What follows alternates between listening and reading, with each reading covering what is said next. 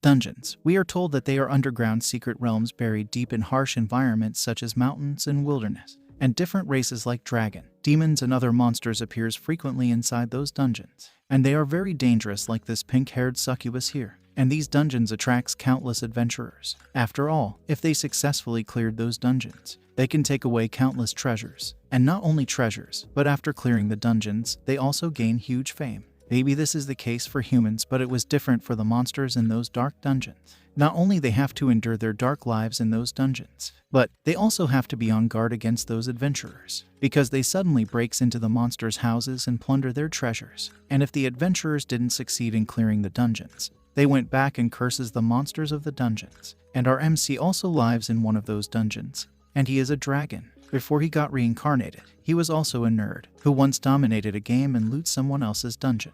And now he has his own dungeon and he is a dragon. And now he is called the Great Sage, even though he has the power to destroy the world. But he just wants to stay in his dungeon and protect the piles of treasures that belongs to him. Someone comes to him, informing him about an elf woman and her party, and they have break into their dungeon. MC gets ready to go and finish them off with his dangerous breath. Then he stops himself, even though he has the power to finish those adventurers in one breath. But doing so will expose his existence. And if that happens, more people will come to hunt him down.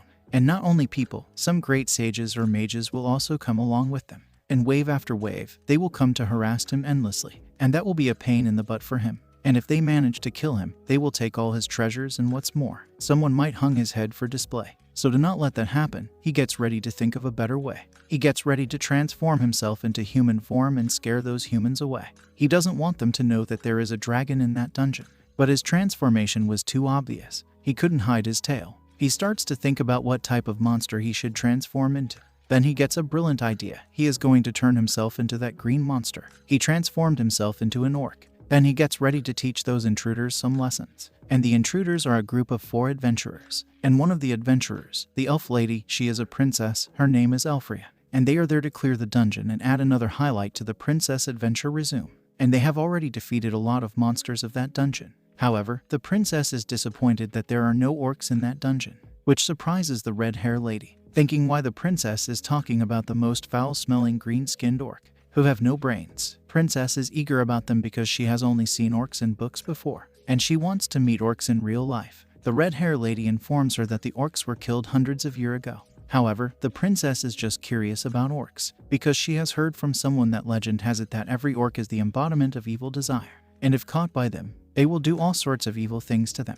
Just thinking about it makes her excited. She too wants to be caught by those orcs so they can do all sorts of play with her. And just the thought of it is making her blush. And the red-hair lady seems to have misunderstood something here. She is thinking that the princess hates those dirty and depraved orcs. The boys notices the orc and are shocked to see that it's actually the legendary orc. They have never seen one before. And someone is super happy and excited to know that it's actually an orc. Now her pervy dreams will come true. The big orc comes toward them with his big weapon. However, the adventurers are still not scared because there is only one orc and they are 4 of them. And they are all silver rank adventurer. MC tries to scare them. Then he notices that there is actually an elf princess in that group. And if he accidentally kill her, the entire kingdom will come for him. And to not let that happen, he gets ready to perform a few rounds with them and pretend to be dead afterwards. And let them take few of his mountains of treasures. Then he notices that they are all at the silver rank, but still dared to come fight with him. They starts to attack him, and he just sit there so they can easily kill him.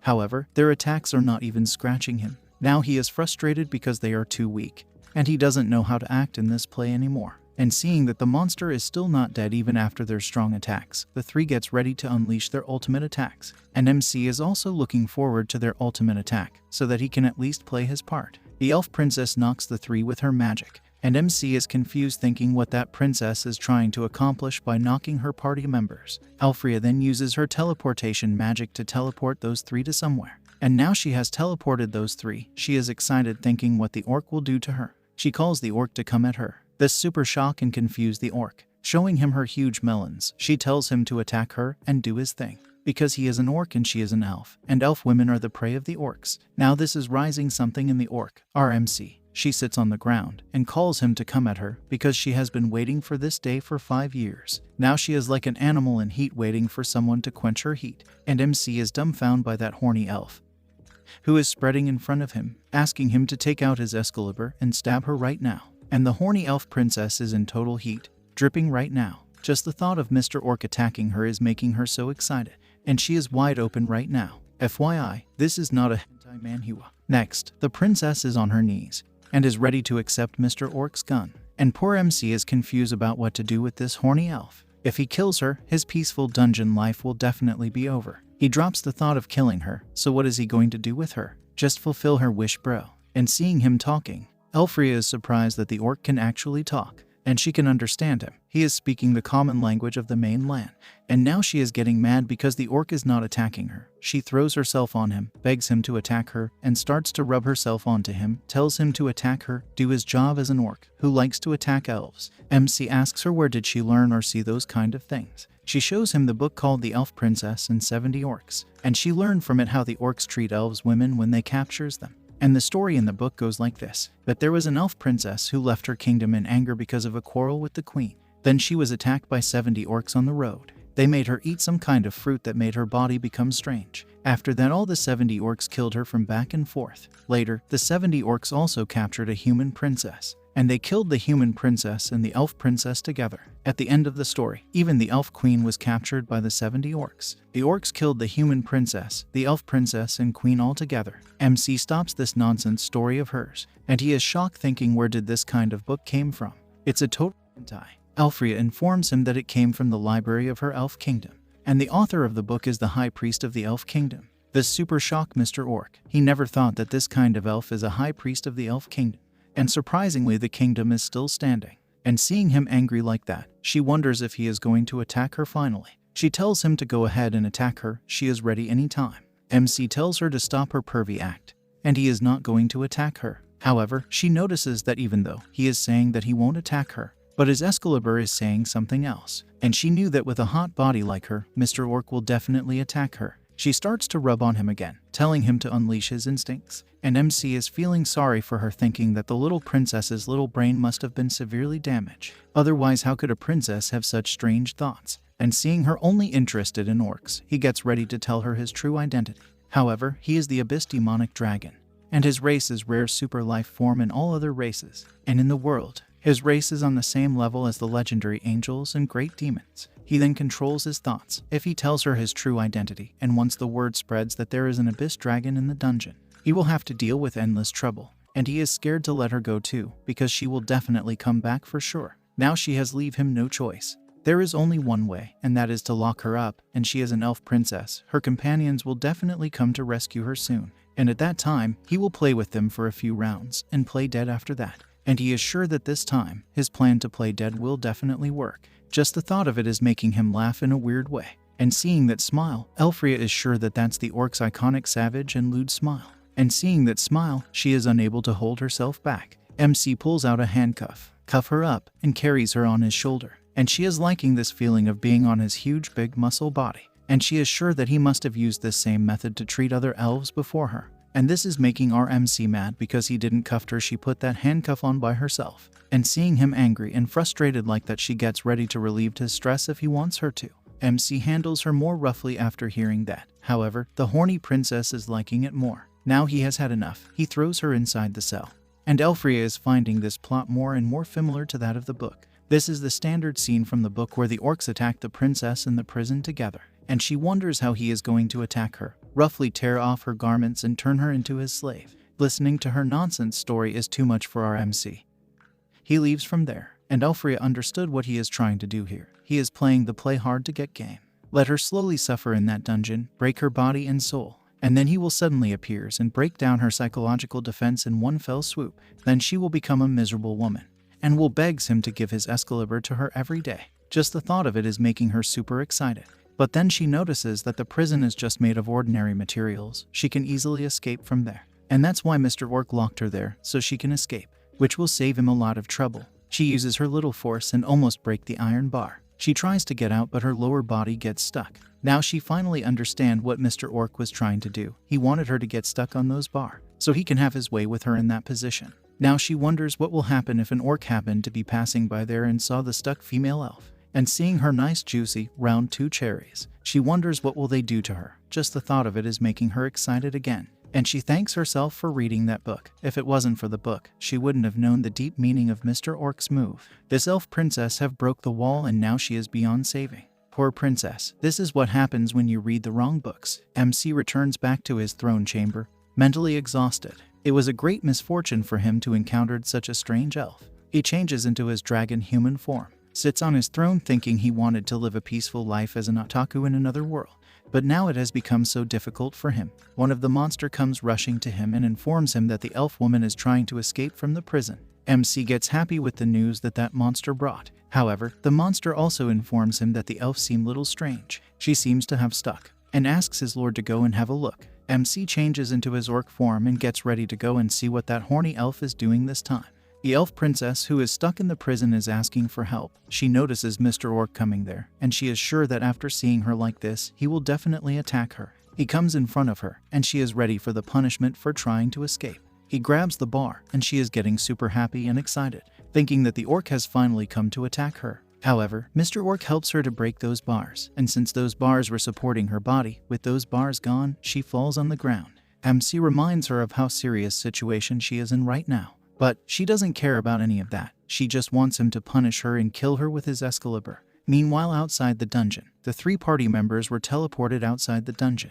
The red-haired lady wakes up and starts to look for her princess. The 2 guys wakes up too and are confused thinking how did they get outside of the dungeon? And their princess is not there. They gets ready to go back and save their princess. The red-haired lady stops the boys, because after the fight with the orc, she realized that their strength is not enough to defeat that orc. So to save their princess, they gets ready to go back to the city called Pylon City and hire some adventurers who are at the golden rank. And if they can give more money, red-haired lady is sure that they can even manage to bring the master level city protector Sage Melissa. They gets ready to go back to the city and bring back the Sage Melissa. Next, Sage Melissa is making some potion. She is adding some beetle and frog in the potion. Her disciple comes to her and informs her about the elf princess who was captured in an underground city or dungeon outside the Pylon City. And her party members are asking for Melissa to rescue their princess. But Melissa doesn't care about those elves because she is busy with her potion. She then adds some monster's head in that potion to give it a finished touch. However, she is still missing something for her potion to be complete, and that is a body part of a dragon. And she came to that city because she heard that there was a dragon in that city. That's why she came to that city and became the city guardian. But after so many years, she haven't seen a single scale of a dragon. And now she has finished her potion. She asks her student Akol to taste her potion, her nutritious potion. However, her student doesn't want to because she knows that after drinking that potion, she will either be paralyzed or be killed. But her master informs her not to worry because this time there is absolutely nothing wrong with her potion. However, she is not believing her teacher because she said that every time. She said the same thing last time, and after drinking some potion, she turned into a sea fish. Not even a mermaid, but a sea fish. Then again, her master gave her some potion, and she had diarrhea and was crazy for a week. Then again, her teacher gave her some kind of potion, which make her to spit flame out from her mouth. Not breathe flame but spit flame. She tries to save herself and runs from there. She is not believing in her master's potion again. But her master is not going to let her escape that easily. And for disobeying the teacher gets ready to punish her. She uses some kind of magic to bring forth some tentacles, which then binds the poor student. After that, master forcefully open her mouth and stuff her mouth with that potion. And God knows what that potion will do to her. Alfrea party members comes there to seek help from Melissa, but they get shocked to see the sight in front of them. Melissa informs them that she has no intention of involving herself in the affairs of elves. Then she notices something from that red-haired lady. She comes to the red-haired lady and notices the smell coming from her is very special. Melissa smells her thoroughly, and dang, her melons are too big.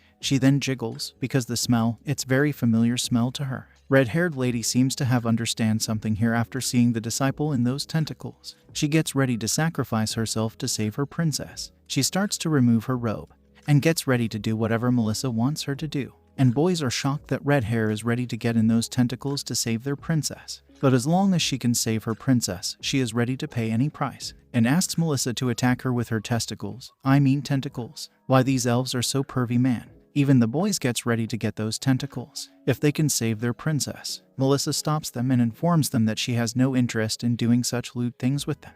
All she is interested is in the smell on the red-haired lady's body, because she is 101% sure that it's the smell of a dragon. And what's more, just from the smell, she noticed that it has strong aura of depravity, madness, and raging violence. She wonders what type of dragon is it? Is it a black dragon, magic dragon, abyss dragon, or another more powerful dragon species? She came to that city because she heard that there was a giant dragon there. And now the legend has turned out to be true. She is surprised that those 3 elves come in contact with a living dragon. But they don't know that many of her potions were delayed and made little progress because she doesn't have the material from the dragon. But now, she knows that there is a living dragon around the Pylon City. So her potion research this time will be a total success. She gets ready to help the elves and rescue the princess. Red Hair thanks her for helping them. She gets ready to make sure that Melissa will gain the most noble friendship from their elves. Then something happened with Melissa's disciple. This time, she turns into a frog. And Melissa is confused about what went wrong with her potion this time to turn her disciple into a frog. But soon, her potion will become a big success with the help of the dragon. Next, a large group of soldiers are on their way to rescue the elf princess, and Melissa is leading them. People of the city are confused and surprised to see such a large group of soldiers going somewhere. However, one of the citizens have heard about what happened. He informs the people that the elf princess was captured by the dungeon monsters, and these soldiers are going to rescue her. And Melissa herself organized a team to rescue the elf princess. They are surprised that Melissa, the strongest mage of their city, is personally going to rescue the elf princess. They are sure that she will rescue that elf princess. After all, Melissa is the strongest mage, who killed thousands of monsters with just some random spell. But what the people of the city is interested in is the elf princess who was captured by the monsters. They are having their own imagination of what the monsters are doing to the elf princess. Next, Melissa noticed that there are too many people in that group. There are the Knight Orders who are always ready to protect Lady Melissa, and the Mage Order, who are going to do their best for Lady Melissa. And even the brave warriors of Dwarven are ready with their weapon to slay their enemy for their Lady Melissa. However, Melissa have different plans. She just now realized that there are too many people, and if that's the case, she will have to share her precious dragon with these people. So she gets ready to blast them when they reach near the dragon's lair. However, blasting them all will be too much because they can die in that blast, and she doesn't want that. She gets ready to do hypnosis, but there is still one problem, that the knights and the priest of the church are immune to hypnosis. She gets ready to kill them all. No further thinking needed. Red Hair Lady informs Melissa that she will need to pay attention to something very important, that the orc can use space teleportation magic. She noticed that because when the orc came to them, they are knocked unconscious for some reason and were forcibly teleported outside the dungeon. This surprises Melissa. She never thought that orc can use space magic, but this has given her a new idea, and that is to use the space magic and teleport those people hundreds of kilometers away. But that the dragon in the dungeon will be left to her disposal. She thanks the red-haired lady for informing her such an important info. She then uses some kind of speed magic spell and hurried to the dungeon where the dragon is. Next in the dungeon, where the dragon, our MC has tidied up his room and is thinking about what to do with that elf princess. After seeing her action, he is 100% sure that she is an M. So if he keeps her in worse environment, she will like it more. So he gets ready to keep her in a nice place, a place where elves shall lives. He makes an elf-style living room and even creates some trees to make it look like a forest. He gets ready to throw her there, in that cleanest and nicest place where an elf princess should live, and he will wait for the people to come to rescue her and begin his plan to play dead. And the rescue team are on their way. Next, the princess is tearing her clothes. So when her Mr. Orc comes back, he will ravage her after seeing her like that. After that, she then binds herself with that piece of cloth, ready for her Mr. Orc to just come and do his thing. And she is super excited right now because she is just one step closer to complete depravity. Now all she has to do is wait for her Mr. Orc, and when he comes, he will drag her away like a slave. That's what she is thinking and is excited about it. MC comes to her, and she is still talking to herself saying she has now become Mr. Orc's slave.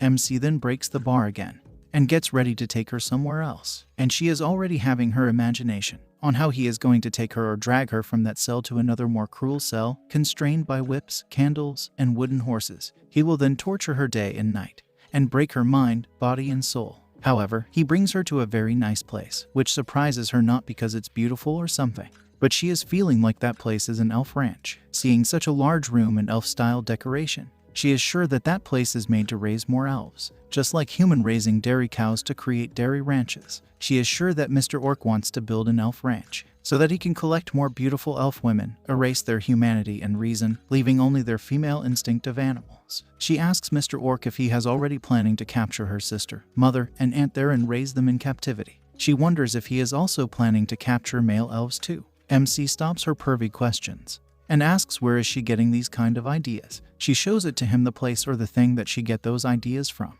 One of the monster comes and informs MC that a large number of invaders suddenly appeared outside the dungeon. And what worse, a sage-level adventurer is leading them. MC didn't expect a sage-level adventurer to come, and they came so quickly. And horny princess is ready to let him attack, and be the first one to be attacked on that elf ranch. MC stops her and informs her that some people have come to rescue her. Outside the dungeon, Melissa is feeling the aura of a dragon, and she is super sure that this is definitely the aura of a dragon. Disciples suggest her that it's better to take rest before going in. However, the warriors are not tired at all. They are full of energies and can even tear apart 10 orcs by themselves. And since they are all full of energies, Melissa gets ready to charge in. And her disciple is finding it very strange that her master actually agreed to come to rescue the elf princess. Her master, who normally doesn't even bother to respond to the emperor's request, she actually agreed to help those elves. She is finding it very suspicious. Master gives her a dead look saying smart people live longer by staying silent and so do frogs. Her disciple closes her mouth, not even a word come out after that. Inside the dungeon, Elfria is mad that some people actually came to rescue her. She suggests they should elope together. But Mr. Orc thinks it's too late for that. Bro is strong, he hasn't melted yet in front of that horny elf. But I think he also knows that if he melts, she will then melts him literally. He gets ready to go and meet with those people, but Princess stops him from doing that, and she doesn't want to leave him, she wants to be with him. Next, Melissa is killing monsters with her magic, and knights and mages are shocked thinking if they are even needed. When the warriors tries to attack the monster, she kills their prey by her magic, and now they are kinda getting scared after seeing this side of her. MC comes outside with his horny princess, and everyone in the rescue team are shocked to see that it's actually an orc, and some are even saying that they have met the purpose of their life. That is to see an orc once in their life, because orcs are legend, who are supposed to be disappeared hundreds of years ago. Elfria is mad at her Mr. Orc because she doesn't want to go with the rescue team. The red-haired lady, and her name is Sue, she gets ready to free the princess from the clutch of that green monster, asks the monster to give their princess back, and as she wished, he gives their princess back. She slams on the floor on her huge cherry, and seems like she has hurt herself. Seeing her princess in pain, Sue comes to her to help her. However, the princess slaps her hand away and tells her that she doesn't want to return and will stay with Mr. Orc because she wants to cherish this opportunity. Sue is shocked thinking what does their princess even mean by that. Elfria informs them that Mr. Orc is very kind to her and she likes to be with him. So she will stay with him in that dungeon for forever. And she has already planned about how many babies she is going to have with Mr. Orc. And she will be his bride for the rest of her life. Poor man doesn't even know what to say here now. She is just too strange for him. Sue grabs her and tries to bring her back to herself, but this is her true self. Sue doesn't have a chance to bring her back. Elfria creates some kind of thorny vines, creates a wall with it and tells Sue that if she continues to step forward, their relationship will change from friends to enemies. Sue is shocked that her princess is going to this length for that bastard orc. She has forgot their childhood friendship, how they grew together from childhood to adulthood, their adventure from the kingdom to other places of the world. Just for that orc, one tear of sadness flows down her eyes, and she promises that she will not let her princess go like this. It will definitely not be like this. People are shocked to see that the elf princess is so shameless to actually have such twisted emotions towards orcs. Sue is sure that it's the doing of the orc that her princess is like this. She is sure that it's hypnosis, mind control, personality change, cognitive change, done by that orc. And one of the mages have heard about a small book about the elf princess, and this kind of thing was described in that book. And Sue seems to have heard about that book too. And in that book, a princess was captured by an orc. The orc then mind break her and turn her into his slave. And when people came to rescue her, the orc brought her in front of those people and showed them the elf princess who has now turned into his slave. This makes Sue super mad. She gets ready to rescue her princess no matter what. And MC is liking this passionate scene. He was waiting for them to boil with anger so he can execute his plan. The warriors charges toward the orc to finish him and rescue the princess. And MC is also openly accepting their attacks. And it's going according to his plan. The people will kill him and rescue the princess, and they will clear the dungeon too. Then the dungeon will turn into a deserted cave. And from then on, there will only be the legends about the brave heroes who rescued the princess from the orc, and they cleared the dungeon. With this news, no one will come to his dungeon again. The warriors jumps at him with their weapons, and he is ready to act or pretend to be dead. However, Melissa casts some high-class teleportation magic, which teleported all the people from the dungeon. And once again MC's plan failed. He looks at the sage-level mage, Melissa, asking why she teleported the others. Melissa then introduces herself to him, and she calls him Mr. Dragon, which surprises the disciple. She is confused why her master is calling the orc a dragon. and Master is also surprised that her disciple didn't get teleported. And now she has seen and heard their conversation. Disciple jumps off from her master's shoulder saying she saw nothing and heard nothing. And Elfria is also confused why Melissa is calling her Mr. Orc, Mr. Dragon. Melissa is also surprised that the elf princess doesn't know the true identity of the orc gentleman standing by her side. And since the cat is out of the bag, MC gets ready to show them his true form, and changes into his human dragon form. And now he wonders if the princess still have feelings for him after knowing his true form. And yeah, poor princess's dream has been shattered. Melissa comes to him sniffing him. And after sniffing him, she is sure that he is definitely the demon dragon with a pure bloodline that cannot be more pure. And now after knowing that he is a dragon, the horny princess is liking him even more. Because dragons, they not only forcibly rob beautiful women among humans, elves and dwarves, even animals and monsters are not spread. The aesthetics and debauchery of the dragon clan transcends other races. And she has also heard that the dragon horse beast, dragon sheep, sub-dragon lizard, wyvern, sub-dragon turtle are the various sub-dragon species with dragon blood, and are said to be deprived from the blood of the lustful dragons. She also shows the sign how the dragon made those sub-dragon species. Even as dragon, MC didn't know that the turtle was the product of one of the dragon's seed, and she has also heard that every creature kidnapped by the dragon will become a sad, deplorable, pitiful, and enviable piece of meat. And now even Melissa is shocked seeing the princess like that. Originally, she wanted to have a life like the princess and 70 orcs, but now that idea is gone down the river, she is now getting excited to become the bride of a dragon, and turned into a ruthless production machine for the dragon, and be his egg machine. He will ravage her day and night and made her lay his eggs every day. Melissa is surprised that the ideas in the mind of the elf princess is totally different from the mainstream of the elf race. MC then asks Melissa for her visit. Before he thought that she came to rescue the princess, but her action says otherwise. She informs him that the magic potions she wants to refine requires the product of the dragon's organs. She is trying to make the most powerful zero-stimulating potion. One drop can make a person's body extremely sensitive, and the main ingredient of that potion is the body fluids of the dragon. She searched for a living dragon on the entire continent, but there has been no living dragon for more than 500 years. Unexpectedly, she felt the breath of dragon from the princess's companions 2 days ago. Disciple comes to her asking if she is going to slay that dragon, and if she wants to slay the dragon. MC gets ready to see how strong Melissa. However, Melissa has no plan of slaying him because he is way too strong for her, which shocked the disciple that the dragon is more powerful than her master, and excited the horny princess. Just the thought of her future husband being stronger than the sage Melissa is making her so excited that she is dripping. Since she doesn't want to kill him, he gets ready to kill her and silence her, and Melissa is sure that he can't do that, and she is there to get materials from him. And it's not through fight, but through exchange. However, Mr. Dragon doesn't think that she has something that can outmatch the treasure that he has in his treasure mountain. She knows that too. That's why she gets ready to do one thing for him if he gives her his bodily fluids. And she is sure that he doesn't want others to know that there is a dragon in that dungeon. And if he kills a human sage there, the entire eyes of the entire continent will be focused on that dungeon. And she is not saying this as a threat, she is making a deal. Next, Melissa is ready to get that small amount of the dragon bodily fluids. MC gets ready to give her his fluids, but she will have to do something about all the annoying adventurers. If it was just the adventurers from the Pylon City, she can stop them. However, he kidnapped the elf princess and this is going to be troublesome.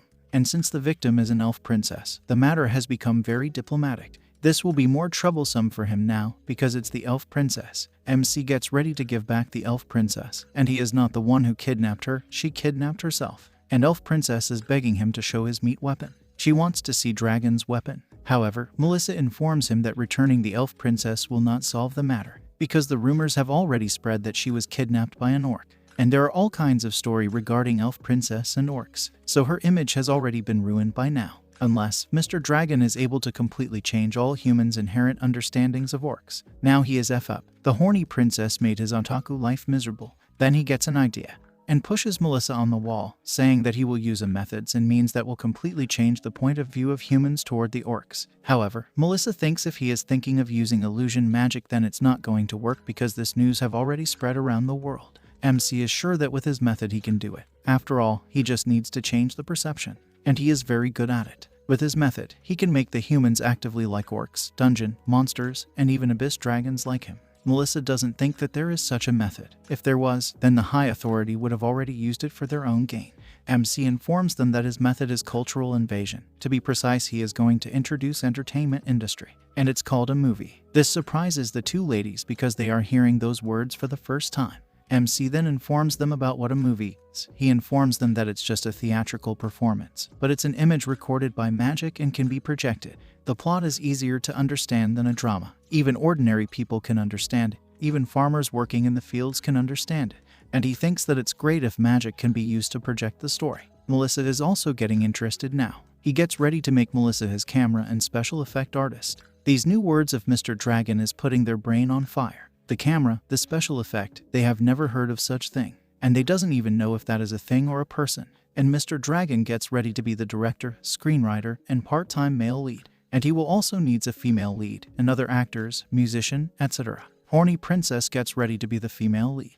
And MC was also thinking to make her the female lead because she is the one who caused all this mess. Melissa is also ready to play her role. However, she thinks if it's similar to a drama, then they will need a script. And without a compelling script, no one will buy it. As for the script, they don't need to worry about it. He is the best script writer. All he needs is to change people's perception of the orcs and dungeons. He gets ready to use the knowledge and stories of his previous life, like the King Kong, the Beauty and the Beast, Tarzan, and Edward Scissorhand. Edward Scissorhand is the best story, I think, because even now, I don't know how Edward used bathroom. Because with those scissors in his finger, bro, that was just too dangerous. Okay, jokes aside. And now that he got his story, he gets ready to change the name from Beauty and the Beast to Elf and the Beast. However, that alone is not enough to spice up the story. So he gets ready to add some of the Snow White, Little Mermaid, and more. And Melissa is surprised that just by looking at the title, the story seems to be very interesting. However, she asks him if he is sure that this movie of his will not make the Elven Kingdom to go to a war with him and his dungeon. If that happens, she is worried that his dungeon will be razed to the ground. Alfrea is also liking the title because it has Elf and Beast in it. Frog is also liking the title, and since they all are liking the title, he gets ready to begin with his story. And this is a very interesting story. You guys are going to like it. The story begins like this, that a long time ago, there was an elven kingdom on a vast land covered with forests. Fast forward to the story. The handsome elf king and the kind elf queen gave birth to a princess, and she has a snow-like skin, and her name was Snow Elf Princess. And the Snow White Elf Princess fled the elf kingdom because she was persecuted by her evil stepmother, and we don't know what happened to her real mother. The story directly jumped to her stepmother, who wants to be the most beautiful woman in the world.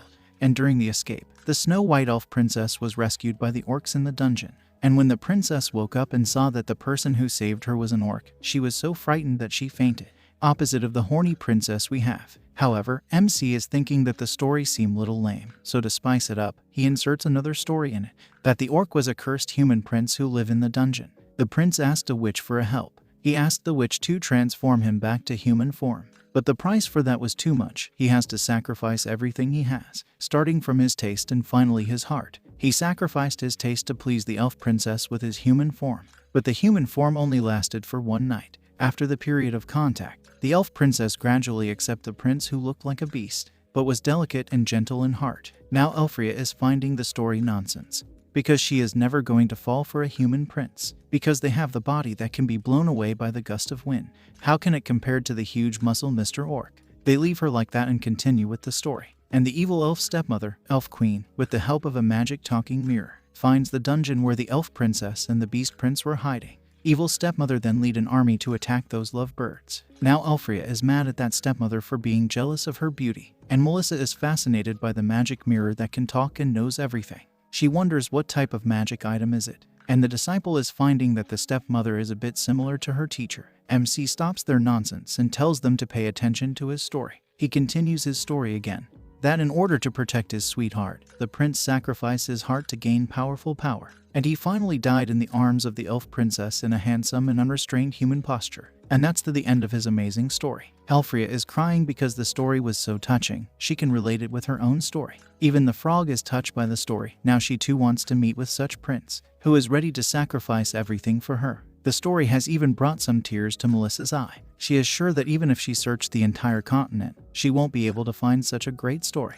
And she is also sure that if they put on a theatrical stage and the story goes viral, it will definitely change people's perception on orcs and dungeon. And now everything is settled. He gets ready to be the orc prince, and the horny princess to be the elf princess. She jumps at him with joy to be his Snow White elf princess. Next, Melissa is doing the role of the evil stepmother.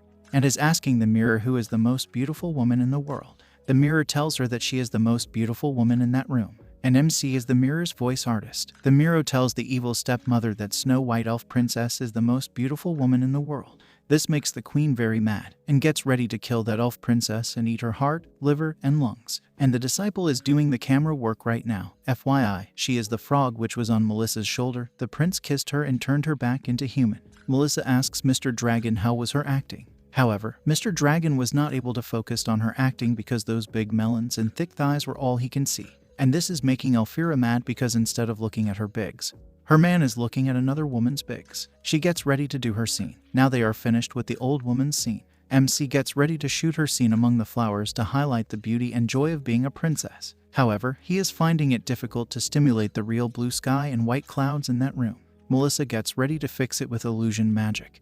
And now everything is done. They gets ready to begin the next scene. And we see a beautiful Snow White elf princess playing with some flowers. She even lifts her skirt a little, trying to be a little naughty here. And MC is surprised that she can actually act like a real princess. Then she starts to act horny again. After all, how can one stop their real self? She even starts to sing some song about an orc attacking her. How she was pushed down on the ground by Mr. Orc. MC stops her singing and asks what kind of song is she singing. Rubbing herself on him, she tells him that that's her own song, and it's called I Want to Be Attacked by Mr. Beast. MC tells her to be normal and act how she used to act in the Elf Kingdom. However, this is her true self and she used to sing this song every day when she was in the Elf Kingdom. MC tells her to be normal and gets ready to reshoot the scene. Next, Melissa have put all the scenes in magic crystal. And seeing such a big magic crystal, MC wonders if common people can even afford to buy such a big crystal. Melissa informs him that that magic crystal is the lowest quality magic crystal. They gets ready to see the effects and are surprised to see such an amazing effects. MC then starts to check what's their next plot is. And it's the plot where the evil queen sent her troops to hunt down the princess. And it's his fired him up because it's a very important chase scene and it must be shot thrillingly. However, they are only 4 of them and the scene requires a lot of soldiers. Melissa gets ready to borrow the monster he has in his dungeon. But MC doesn't think that that's going to work, because even if they change those monsters into human, they will only look like the titans from a OT. But he gets a brilliant idea where they can find the soldiers to create that chase scene. He gets ready to go and see what those guys Melissa teleported are doing. Next, the knight who jumped at MC, his attack didn't landed, and none of their attack landed and are shocked to find themselves out in the forest. They are super sure that they were just inside the dungeon just now. The knight's leader thinks that they are in an illusion, but the mages are sure that they are not in an illusion. They are really outside the dungeon now. Sue knows what exactly happened here, because this is her second time. She informs them that it's the doing of that orc. He used a teleportation magic to teleport them outside the dungeon. He did the same thing with her last time. However, mages are finding it difficult to believe because it's not possible for one person to teleport more than 50 people at once, and with their Lady Melissa by their side. They are sure she wouldn't have let that orc do something like this, so they think that it's the defensive magic of the dungeon. Then the knight notices that their Lady Melissa is missing, and this is making Sue mad because last time was her princess and now Lady Melissa. She is cursing that orc now. However, the people are sure that their Lady Melissa will be fine because she is super strong. Sue gets ready to lead them and go back to the dungeon. They gets ready to follow her because the princess hasn't been rescued and now their Lady Melissa is missing. They are not going home with empty-handed, and the 3 are keeping their eye on them. Elfria wonders if his plan really going to work. He assures her that it's going to work out without a doubt. Next, he then informs them about his plan, how they will make those soldiers chase them. Elfria jumps at him and is ready to wait for him to come and rescue her. He gets ready to come and rescue her, but before that, she will have to be ready because those soldiers are going far away. Next, the soldiers notices someone in front of them. Sue also notices something behind the trees. Then she gets shocked to see the thing in front of her. It was not a thing but her princess, and is confused what her princess is doing there. And Elfria is there because she is waiting for Melissa to do her trick. And Melissa is chanting some illusion magic. She changes Elfria into an orc. The warriors are confused why an orc is outside the dungeon, but that doesn't matter. They gets ready to finish that orc. Sue also doesn't know what's going on there, but one thing is clear, that that thing is not her princess. She shoots an arrow at that orc, which the orc manages to dodge, but her hair gets cut by the arrow. And now she is getting scared because those guys are serious about killing her. And Disciple Frog is recording the scene in the magic crystal. This time, she is the cameraman, or camera woman. Sue is shocked and confused to see that the orc is so flexible like an elf. She wonders if this orc have a training in the Elven Kingdom. However, that doesn't matter right now. She shoots 4 arrows this time. Alfrea still manages to dodge all 4 arrows, and MC is getting excited because it's going just like how he wanted to. Sue orders the other 2 elves to attack that orc from both sides and block that orc's dodge route, and they are also sure that this orc must have something to do with that dungeon. And once they captures it, they will definitely be able to get some valuable information from it. Then suddenly a tree falls in front of them. They manage to dodge that tree, and now Sue is 100% sure that there are more orcs there. And this fall of the tree has been done by one of those orcs to save their friend. This makes her super mad. She never thought that there are so many orc remnants in that area. She gets ready to immediately report to the king and request an expeditionary force. She will then exterminate every plants, trees, flowers, and stones that are in that area. On the other side, the story of the movie is going very well. The orc managed to save the princess from the bad guys, and the frog is narrating how the orc saved the princess from the bad guys while carrying the camera on her back. The orc then brings the princess back to where he was hiding. He then gently laid the princess on the bed, and the princess, who is as white as snow, thought to herself, "Why the vulgar beastman lives in such an elegant room?" She asks the orc, "What are you going to do to me?" Even though the orc in front of her was her savior, Princess was still worried. The orc felt little embarrassed when facing the shy and cute princess on the bed, and told her that he just saw her being chased and hunted by those bad guys. That's why he saved her. The Snow White elf princess then thanked him for saving her. She then throws herself onto him, and since she doesn't have anything to pay him with, she gets ready to pay him with her body. MC tries to stop her because her performance is different from the script. She should be frightened and confused, and asked him who is he and act like she is afraid of him. But she doesn't think that she needs to be afraid of him because he is very cute in her eyes. She pushes him down and sits on his lap, asking if he doesn't want her to commit herself to him. She starts to show the best side of hers to him, and Melissa is shocked to see this side of the princess. However, she gets an idea on how to shoot this scene. MC asks her how. She informs them that she will use her illusion magic and turn him into a handsome human prince. She uses her magic and turns him into a handsome human prince with golden hair. And after seeing that, the princess is like, "What the heck is that?" The handsome prince approaches her, and she is trying her best to hold back, telling herself that the person in front of her is her Mr. Orc, Mr. Dragon. Don't be deceived by his disgusting appearance. However, she couldn't hold it back and puke after seeing that face so close to hers. She apologizes to her Mr. Orc, and she doesn't hate him, it's just the face which looks too real. And now the scene where the princess is scared and frightened is completed, thanks to the genius mind of the sage Melissa. And the frog is like, a normal princess would look like this when she sees an orc. And she is surprised that her teacher is so cruel that she made the poor princess to see such a terrible sight. Teacher gives her a dead look. She jumps off her shoulder. Then Melissa notices something. She informs Mr. Dragon that something is going outside the dungeon. MC asks her what's going on and why is she looking like that. She informs him that there was a little accident outside the dungeon. But now he doesn't need to worry because she has already used her illusion magic to hide the entrance of the dungeon.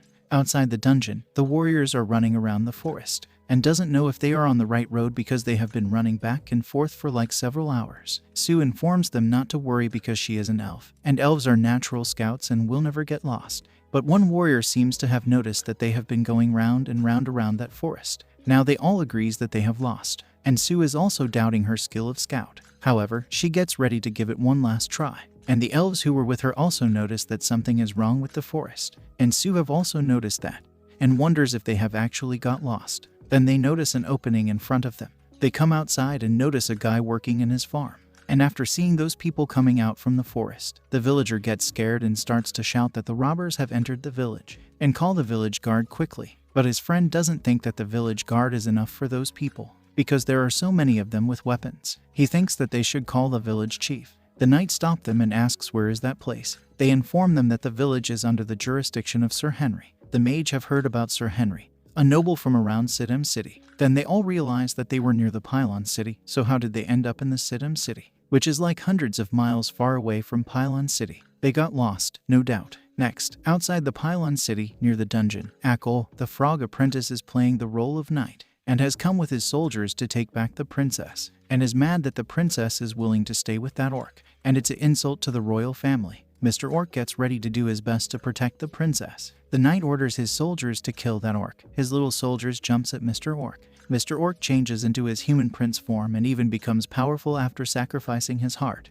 and finishes all those bad guys alone. Then he fell into the arms of the Snow White elf princess, and princess was shocked and sad to see him in that state. And the princess her trying her best to hold back that vomit, because that human face is way too close to her face. Melissa stops them and gets ready to reshoot that scene again. They start again. The human prince asks the elf princess to have a last dance with him. They both blushes. The two then dances in each other's arms on the illuminated stage. Apprentice informs her teacher that it's time to end it. However, teacher is enjoying that dance. Next, they finished filming that movie. And now the filming is completed. Melissa gets ready to get her reward. And now she is acting like a horny animal. I mean hungry animal ready to get his fluids. She changes her dress into that of a sexy nurse. And Mr. Dragon is getting scared after seeing that. She promises him that she will be very gentle since it's his first time and will collect very gently. Damn, she is good. MC stops her and informs her that their agreement will not be completed until the movie is released in theaters. Now she remembers him saying something about theater chain.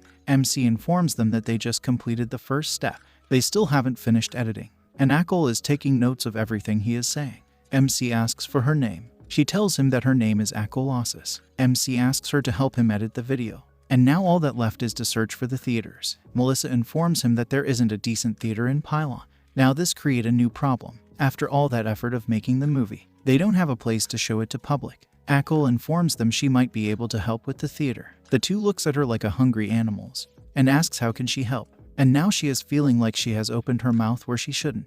Next, Akil informs them about a theater that is in the imperial capital. However, the theater is deserted right now. Next, Sane City, capital of the Bada Empire. Akil is taking them to the theater, and she seems to be a little lost about the way, which makes our MC angry because how can someone actually forget their way back to their own home? After a long hard searching, they finally arrive at the ORCISH theater. And after seeing the condition of the theater, they are surprised that the theater is really deserted. MC knocks at the door. A blonde lady comes outside saying she doesn't want to sell that theater and tells them to go back from where they came from. Then she notices a familiar face. Akil, her younger sister. They hugs each other in their own way by knocking their two melons together. A nice touching reunion between two sisters and two melons. Elder sister asks Akil why is she back and who are these people she brought along with her. Akil gets ready to introduce her friends to her elder sister. She introduces our MC first, and his name is Langdon. Then Elf Princess, Elfria, and the witch, also her master, Melissa. Elder sister also introduces herself and her name is Emily ORCISH. She apologizes for her rude behavior earlier. She then welcomes them inside the theater. Langdon, our MC gets ready to get to the point without wasting a sec,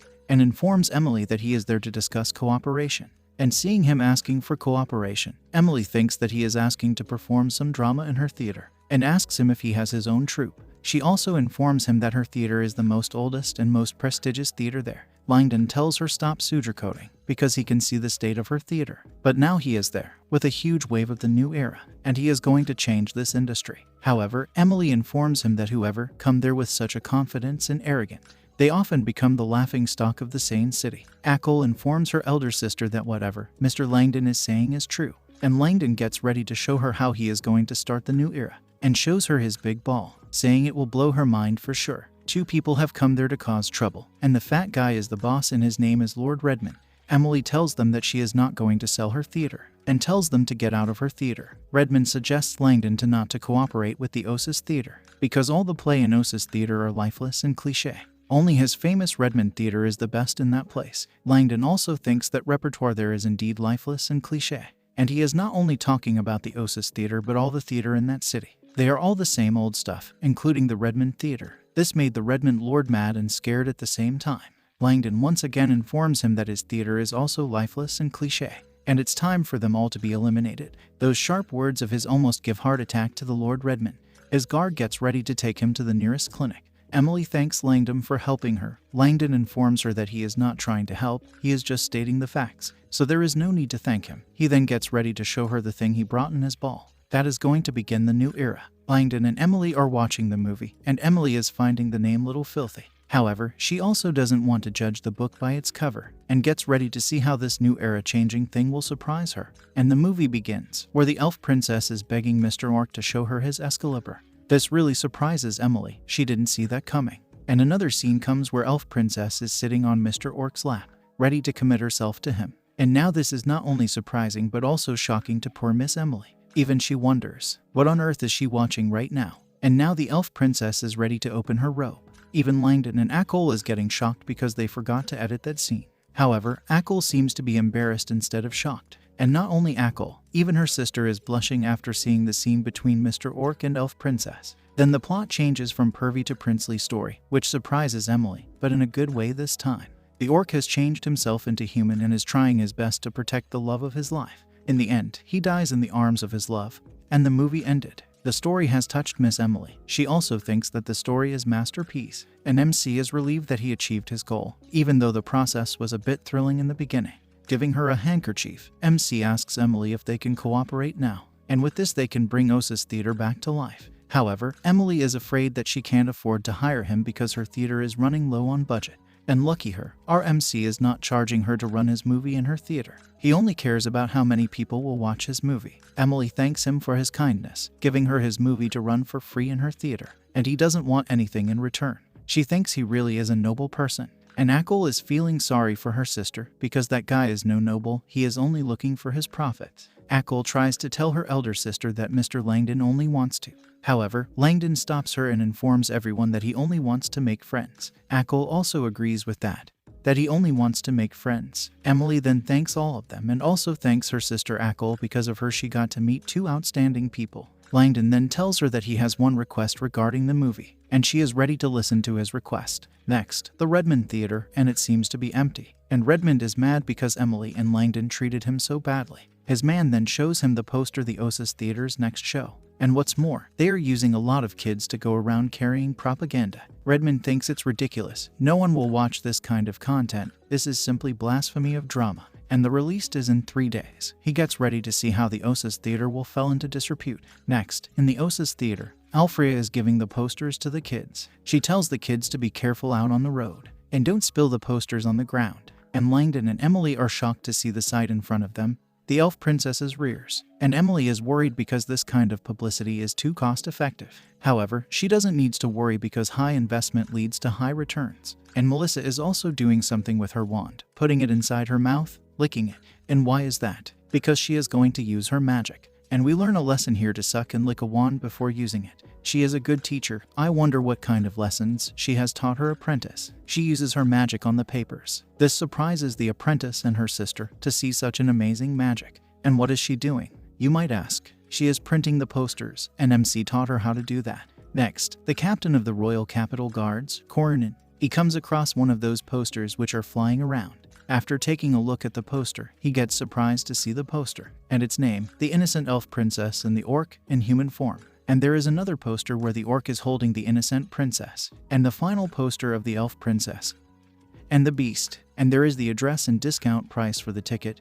That is 5 copper coins. After seeing all those posters, the captain is drooling now. He is finding the story very interesting. He gets ready to go and check it out. But when he arrived there, he gets shocked to see the crowd in front of the theater, who are eagerly waiting for the door to be open. And Emily is worried, thinking if this will be a big loss instead of big success. When she opens the door, she gets shocked to see the crowd in front of her. They didn't even give her a chance to be shocked, they just rush inside, ready to give 5 copper coins. And Emily didn't expect these many people to actually come. The people are pushing and pulling each other's, and one poor soul seems to have lost his balance. And now everyone is stepping on him, and poor captain is struggling to get the ticket for the first show. Next, inside the theater, people are confused why the lights are turned off, how they are going to see the show in the dark. Then after a few hours, the movie has ended. Now people are cursing the screenwriter because they can't stop the water that is coming out from their eyes. Some brave men are not willing to accept that they are crying and are saying that they got sand in their eyes. Everyone comes outside crying. Captain asks one of the audience if that show was that good to make him cry. The man tells him to just watch it and see for himself. The captain gets ready to watch the second show, and he is sure that he is not going to cry because he has a heart of stone. There is no way he will cry by watching some show. A few hours later, he comes outside crying because the ending was so touching. He cries his eyes out for the orc prince. Then he notices something here. The movie says something about good orcs and evil orcs. He gets ready to go and report to the superior because this is a blatant blasphemy. 2 sisters are happy that their show was a great success, and they have sold more than 2,000 tickets. And her ORCISH Theater has never been this lively before. Langdon tells her to be prepared for 24 hours cycle, which surprises her. Langdon tells her to believe in him. The show will run for 24 hours cycle. Next, Redmond and his man have come to see how the first day show is doing in ORCISH Theater. And Redmond is mad because the crowd in front of the theater is getting more crowded. They leave from there, and Redmond is mad, but he thinks that it's the first day, that's why there are so many people today, because of their publicity. He gets ready to come back tomorrow to see how the ORCISH theater will do. Next day, the place has become more crowded. More people have come to watch the show because of recommendations from their friends and family. They heard that the play was very novel, and one big muscle guy seemed to have become a fan of the movie. He has already watched it 3 times, and now this is going to be his 4th time. Some guards comes there, orders them to move aside. They then stop the common people from buying the tickets. People are mad. They were waiting for like hours, and now these guards are stopping them from buying the tickets. The guard gets mad, grabs a common man from the group and asks him why are there so many people in queue to just watch a show. The common man tells him to go to the front of the line and have a look. The guard throws him away and gets ready to go and see what's in the front of the line. And he came there because he heard that the show was that kind of show. After seeing how the elf princess was on all the posters, he gets bumped into someone and falls on his bum. And it's his captain he bumped into. Captain asks him if he is also there to watch the show. Then someone shouts, the door is open. The captain gets ready to run towards the ticket counter, but he gets flooded by the crowds. In the ticket counter, people are bidding for the ticket. Some are even willing to give 10, 20 coppers. And this shocking the shit out of Redmond to hear the price of a ticket. His man tries to tell him something. Redmond hits that poor man for opening his mouth. They leave again in anger, and Redmond is getting ready to lower his price to 4 coins. He is going to do the price war thing now. Melissa has brought a wine to celebrate because today was even more popular than yesterday. But MC is fine. He doesn't want that wine because there is still tomorrow. The 2 sisters also insist him to drink because it's a big day for their ORCISH theater. They gets ready to have a little party today, and the word party have seemed to pique someone's interest, because the term party means something else for her, like being killed by 2 orcs. She gets ready to plan to make that party come true. She brings 2 mugs of beers, asking her Mr. Dragon to drink with, so he will get drunk and she can party with him. And Langdon is feeling weird about this. They open the bottle and gets ready to begin their little banquet. After drinking couple of mugs of beers, the princess is feeling little tipsy now, because it was not just some couple of mugs, but it was 22 mugs. She comes and sits next to her Mr. Dragon and gets ready to have a taste of him, because she has never tasted dragon. She gets ready to get a kiss from him. Langdon tries to stop her, saying he is in his human form, and she vomits when she is too close to a human face. And just after finishing that sentence, she pukes on him. He asks for help from the ladies who are drinking in front of him. They looks behind. Elfria stops her puking. The 3 gets busy with their drinking. She starts to puke again, and after she finished empty her stomach, she is now feeling relieved. However, someone is not, and now she is back to her senses. She gets ready to go out and bring something for her Mr. Dragon. She leaves, saying she will come back soon. But before leaving, she tells him not to worry. He will understand soon. Next, the 4 of them are having drinks. Langdon gets ready to discuss about their future developments with Miss Emily, which surprises Miss Emily because she never thought about the future development. Langdon thinks that they should add another theaters or a stage. This surprises Emily because she always thought that a theater should only have 1 stage. However, they are only showing a movie which doesn't require a gorgeous stage or complicated mechanisms. All they need is an open space where magic crystals can be projected. They can use the space they use to store debris. But Emily doesn't think that they have enough seats. However, Langdon thinks that they don't need seats. They will add standing ticket. This worries Emily more, thinking, will the audience accept it? However, Langdon thinks that it will be fine, because there was no problem queuing outside for hours. It will be better for them to just come in and just stand and watch. And beside, they will also prepare benefits for the audience, that they will lower the ticket price to 1 or 2 copper. This surprises the 3 ladies. And on the other hand, Redmond Theater have also lowered their ticket price to 4 copper coins to watch the highest level of drama. And his bootlicking man is sure that the price is out of reach for the ORCISH theater. Emily thinks that 1 copper coin is too cheap for a ticket. And Langdon is saying 1 copper coin because they don't need to pay anything to the troops to perform, because they don't have troupe, and there is no need to prepare the stage for the show, and they can play the movie in any open space. 1 copper coin is enough, and the most important thing for him is that he wants more people to see the movie. And now the storm of 1 copper coin is about to sweep the world, and Langdon and Redmond are both sure with the cheaper ticket price. Their Vanu is sure to be packed, and Melissa is finding the magic dragon more and more interesting, because he is doing something even God cannot do. That's what she is thinking. And what's more, if he succeed in his movie, she will also be able to get that dragon bodily fluids from him. Alfrea comes back and she has brought something big with her, which surprises Langdon and asks what the hell did she brought this time. She removes the veil, saying it's a surprise, and what she brought with her, a big bottle of wine with her picture printed on it. And Langdon is shocked, thinking, where did she got such a big bottle of wine with her picture printed on it? She tells them not to worry about the details. And now they have enough wine, she gets ready to keep drinking all night. MC gets ready to slip from there. He doesn't want to get drunk with her. She chases him, jumps on him because she wants to be drunk with her Mr. Orc. She pushes him down again. Langdon tries to stop her because they have to witness history tomorrow, so he can't drink anymore. She also knows what Mr. Dragon intention are, but before that she wants to feel him, and she thinks she must add more in-depth segment before that. And she wants to see how Mr. Orc will look when he gets drunk. How will he treat her once he is drunk? And she also wants to see the hero of her movie, Mr. Orc. She asks him to turn back to his orc form, but he is not going to. She then starts to have her way with him, and Melissa has start filming them again, which worries the two sisters if they run this kind of film. Their theater will be closed forever. However, she is filming that for her research, and tells the two sisters to witness the history. Next, Redmond is mad because no one have come to watch his drama. His man informs him that the ORCISH theater have lowered their price again, and now it is 1 copper for a ticket, which makes Redmond even more mad. He gets ready to go and see it for himself. He comes to the ORCISH theater and is shocked that the price of the ticket is really 1 copper. His man asks if they should also lower the price to 1 copper. He gets hit again because if Redmond does that then he will go bankrupt. Then a poster comes flying on his face. He takes a look at the poster with anger. The elf and orc, even though it's an obscene show at first glance, but now it has become the most famous show in the capital. He then remembers one of his friend who is an official in the imperial capital, who also said that it's a dirty show and the theater would be thoroughly investigated. He gets ready to go to that friend and inform him about this. He leaves from there cursing Langdon, and his curse seems to be working. Emily comes to him worried, asking if he is fine. Langdon tells her not to worry. He is sure that someone is cursing. And Emily is surprised because today there are more people than the last 2 days. And not only people, the elves, the dwarves, and even the giant of the north have come. And she is feeling sorry for the giant because he is getting kicks and punches from people because he is blocking their view, and has occupied a place which is enough for 10 people. One of the staff comes and informs them that a drunk dwarf slashed the screen. They gets ready to go and check it out.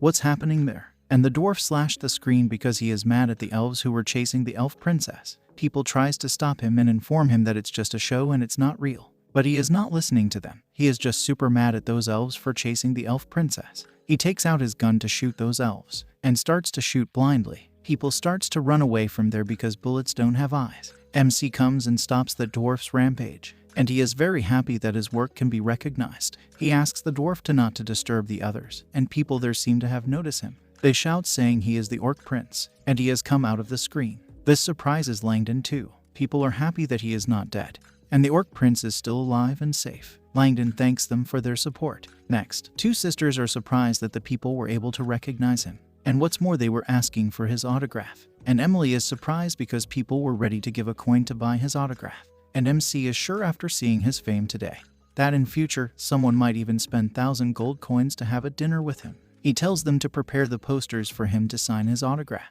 Next, Bada Empire, Imperial Palace. A man informs the princess about something very interesting happening in the capital recently. She asks them what is going on in her capital. The lady knight standing next to her informs her about what is happening in her capital. She gets ready to go and see for herself. Next, the man informs her that it's a filthy drama about an elf princess and an orc. Princess gets ready to go and watch it. The man gets ready to arrange the theater to perform the drama in the palace, but she stops him because she wants to personally go to the ORCISH theater and watch it herself. Princess asks her lady knight, Hetty, to go with her there as an ordinary people. However, Hetty thinks that it's very dangerous for their highness to go there personally. This angered the princess a little at Hetty for trying to rebel against her. Hetty apologizes for her rude behavior and informs the princess that it would be inappropriate for the princess to go there in person. However, the princess has made up her mind, and no one can stop her now. Next, in front of the ORCISH theater, the place has become more crowded, and the two ladies are surprised to see how lively their city is today. They have never seen their sane city this lively before, and are confused because it's just in performance, so why there are so many people waiting in line to watch it. They too gets ready to go inside. Next, the princess is also finding the poster a little bit something. Hetty comes to her calling her Her Majesty. She hush her for shouting out loud and tells her to act normally around her. And Hetty has finished buying the ticket. They gets ready to go in. Princess flirts with her a little, grabs her by her waist, saying this looks like a little date. Hetty starts to blush after hearing that. And Her Majesty being so close to her is electrifying her body. Princess then pats her saying she is just kidding and gets ready to go in and watch the show. Next, the movie has ended. Why the movie always ends. They never show us the beginning of the movie, like when the princess was born and was chased by her evil stepmother's soldiers. Every time, it's to the end of the movie, and people are crying. Princess asks her knight Hattie, what does she think of that play? The story seems to have touched Hattie's heart too. She also thinks that the story is very novel and she was completely absorbed in it. It was like being under a terrible illusion, and she can't close her eyes, or she will miss the important parts. And Princess have also heard that anyone who watched this movie have a different impression of orcs. At the same time, they hated the elves to the core. They even throw stones at the elves, who has nothing to do with the movie. She wonders if the producer have some kind of grudges against the elves or something. And now she really wants to meet with the one who created something like this. Hetty gets ready to take her to that person, the creator of the movie, and he is downstairs. After hearing Hetty, the princess shows her true colors. She is very eager to meet that person. They come down to meet with the orc prince, and Emily is trying to calm the crowd in there, telling them not to throw eggs or water glasses and axes at the screen. Hetty asks her where they can find the orc prince. Emily informs them where they can find the orc prince, but they will have to wait in line for his book signing, because there is already a long line of girls waiting for the orc prince to give them his autograph, and girls are going crazy about him. And after seeing him in person, they are surprised that he is even more handsome in person. Some are even ready to have his baby, and it seems like the orc prince is very busy signing his autograph to every single girl there. The princess noticed something there, and asks Hetty if she can see it too. And after seeing the people's enthusiasm, she is feeling like the orc prince is like a god coming to the earth. She is sure if he wants, someone there will be ready to kneel down to serve him right now. Hearing to her highness, Hetty gets ready to go and arrest that man right away, because such a deceptive person is very dangerous. However, the princess stops her because she didn't mean that in a bad way. Someone then fires a gun at the princess. Hetty tries to save her highness, but she is little late. Someone catches the bullet with a bare hand, and it's the orc prince, who has once again saved the princess, and he is not going to let someone bleed at his book signing. And Hetty is shocked because the orc prince just caught the bullet with his bare hand. The assassin gets ready to shoot them both, the human princess and the orc prince, but Hetty slashes his gun in two and stop him from shooting. The man takes out his little knife to finish her off. She strikes him and cuts his hand, tossing the knife away from his hand, and now the man gets ready to get serious.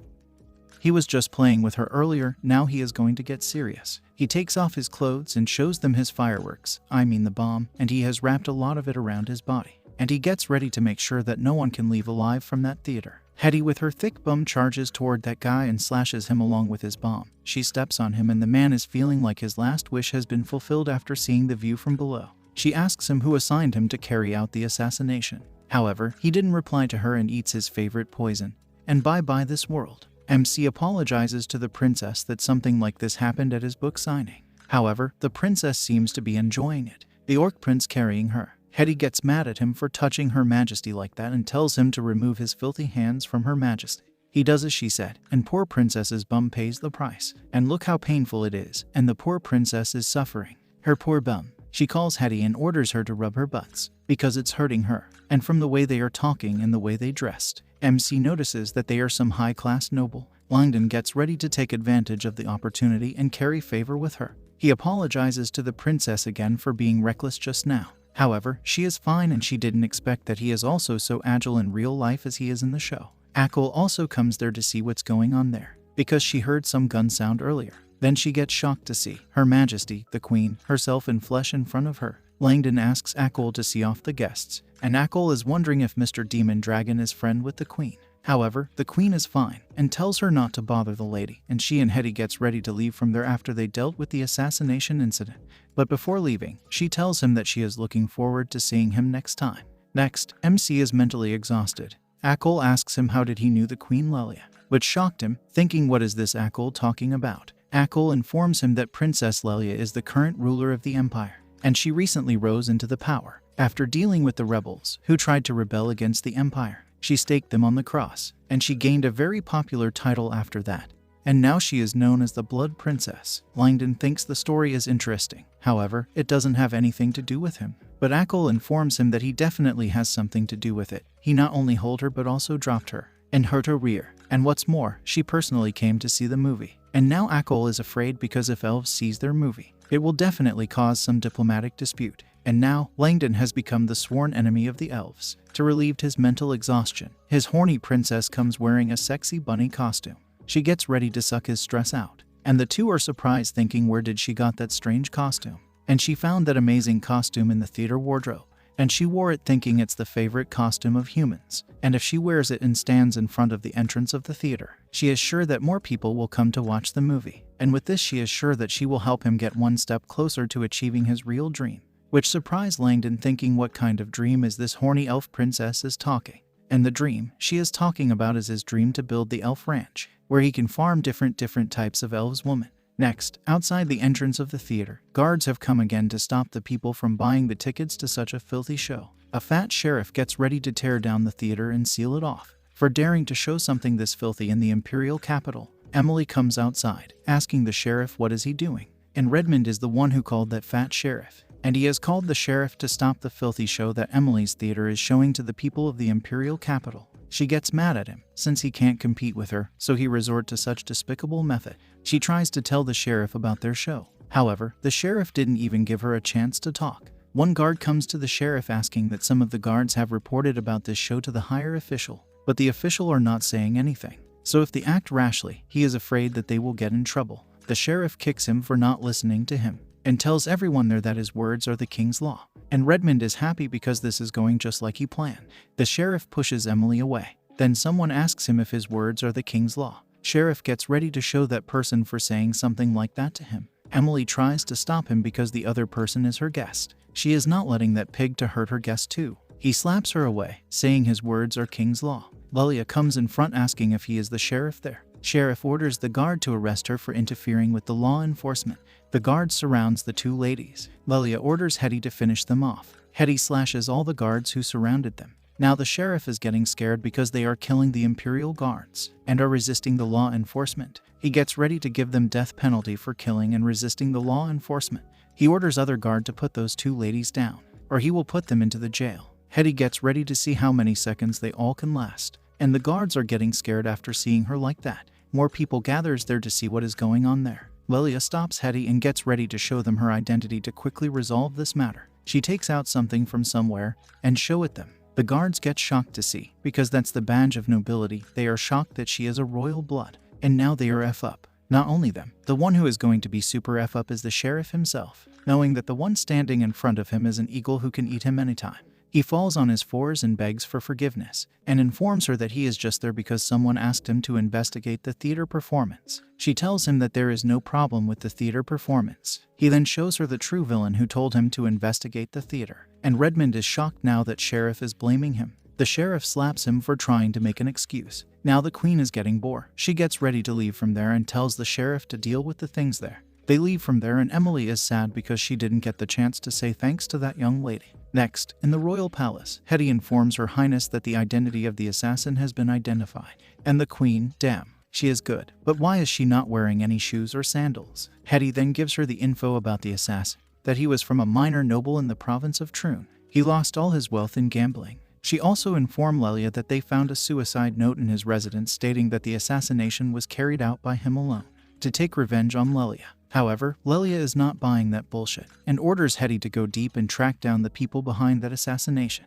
Hetty gets ready to do as Her Majesty says. Next, back in the ORCISH theater, MC is surprised that so many major theaters as the imperial capital have come to visit him for a request. They all tries to sugarcoat him, and praises him for his great drama. Langdon informs them that it's called a movie, not drama, and they thinks that movie is a great name, and are sure that only genius like him can come up with a name like that. Langdon asks them for the reason of their visit, and tells them to make it brief because he is very busy and his time is very valuable. The person who decided to just sleep in his cave is now saying his time is valuable. The man asks him if they can also release his movie Elf Princess and Orc in their theater too, and they gets ready to make sure that money will not be an issue. Langdon informs them that he doesn't need their gold coins, which surprises them all. However, he has one condition, and that is he wants to share their ticket income, and it will be 70-30. He will keep 70 and they will keep 30. They all agrees with him. He also informs them about the second condition, that he is going to set up a film distribution committee, and only theaters that joins the committee are eligible to screen films, and all future films must also be reviewed by the committee. And he also gets ready to teach them the technique of film shooting, so they can also shoot their own film. They are surprised that he is going to share his exclusive film technology, and this way they can empty their audience's pocket. Oops, he slipped his boneless tongue there. He informs them that they will provide their audience the best experience as an entertainment industry. They are shocked that he has the supreme artistic spirit that regards money as dirt and focuses on the audience's benefit.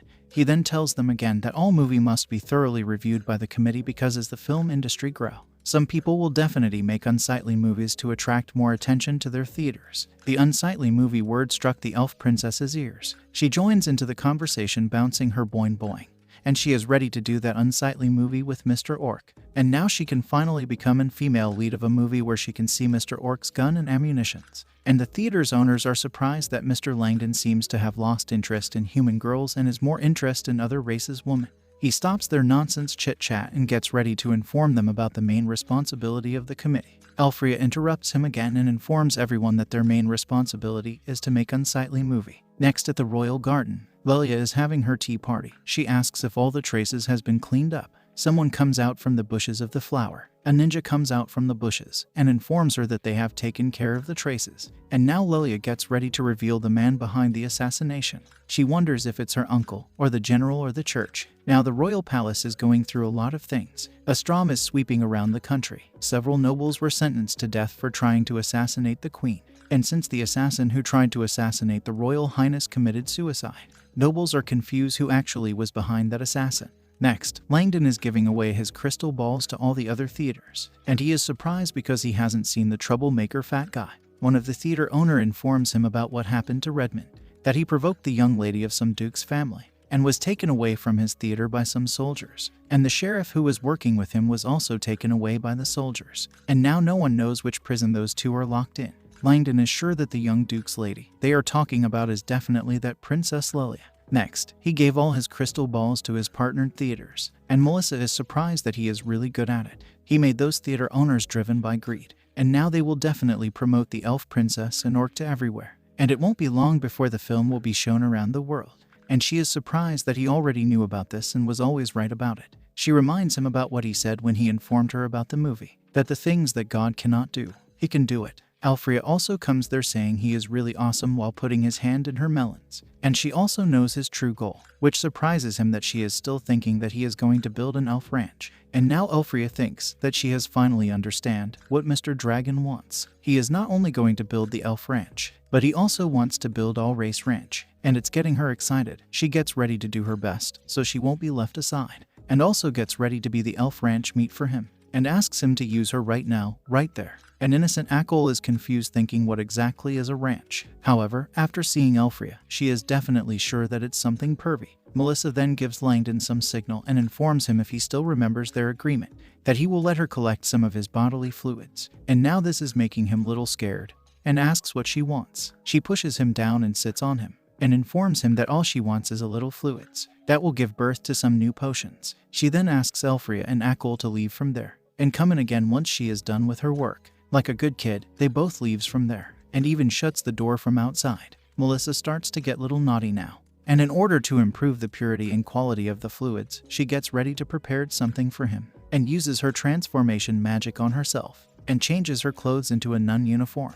And if this is not working, she gets ready to change into something exotic. And if that is not going to work, she gets ready to change into something very interesting, and that is a succubus girl. Now MC is having a hard to hold back. He is even nose bleeding after seeing her like that, and the two outside are enjoying the sight in front of them. And after seeing Melissa using transformation magic, Alfrea also thinks that she should learn that magic to please her Mr. Orc. Next, Melissa changes into a dragon girl, and she is sure that this form of hers will definitely make the purest fluids, because they both are dragons now. And MC is having hard time to hold back after seeing those dragon scales. He gets ready to do it, and tells her that it's his first time. So collect the fluids gently. Next, Melissa has stripped Mr. Dragon, and she is like, oh wow. She then gets ready to extract his bodily fluids, and tells him not to worry, she will be very gentle. But looking at her face, it doesn't look like she is going to be gentle at all. And the two are enjoying the movie that is going inside that room.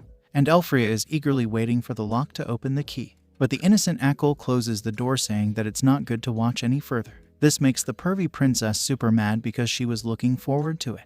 It was like a free meal offered in front of her, but that fool apprentice kicked it away. She gets ready to break that door and see what's going on in there. Akol tries to stop her. However, the pervy princess is not going to stop because this is what she has been pursuing for many years. And the door to the heaven, for her, is right in front of her. She is not going to let this chance go to waste. She opens the door and gets ready to see the unsightly act of the two. However, Melissa is already done. Man, she is a pro at it. She extracted that fluid so fast. Even Elfria is shocked to see that that was too fast. The poor Mr. Dragon didn't last that long against Savage Witch. Melissa informs her that she was able to extract the fluid fast because of her secret method, and that method was so strong that made the poor Langdon passed out. This totally break down Elfria because she was looking forward to see the unsightly act, but it was already over. Akol asks her if she is not angry because her master just did something intimate behavior with the man she loves, but she doesn't mind it, although sometimes she wants her Mr. Dragon to give her some attention, and he always thinks with his upper body. She sometimes wants him to show her his animalistic nature, and when he is with her, she wants him to think with his lower body, and even if he creates a harem and doesn't give her his attention anymore. However, she only wants him to keep scolding her.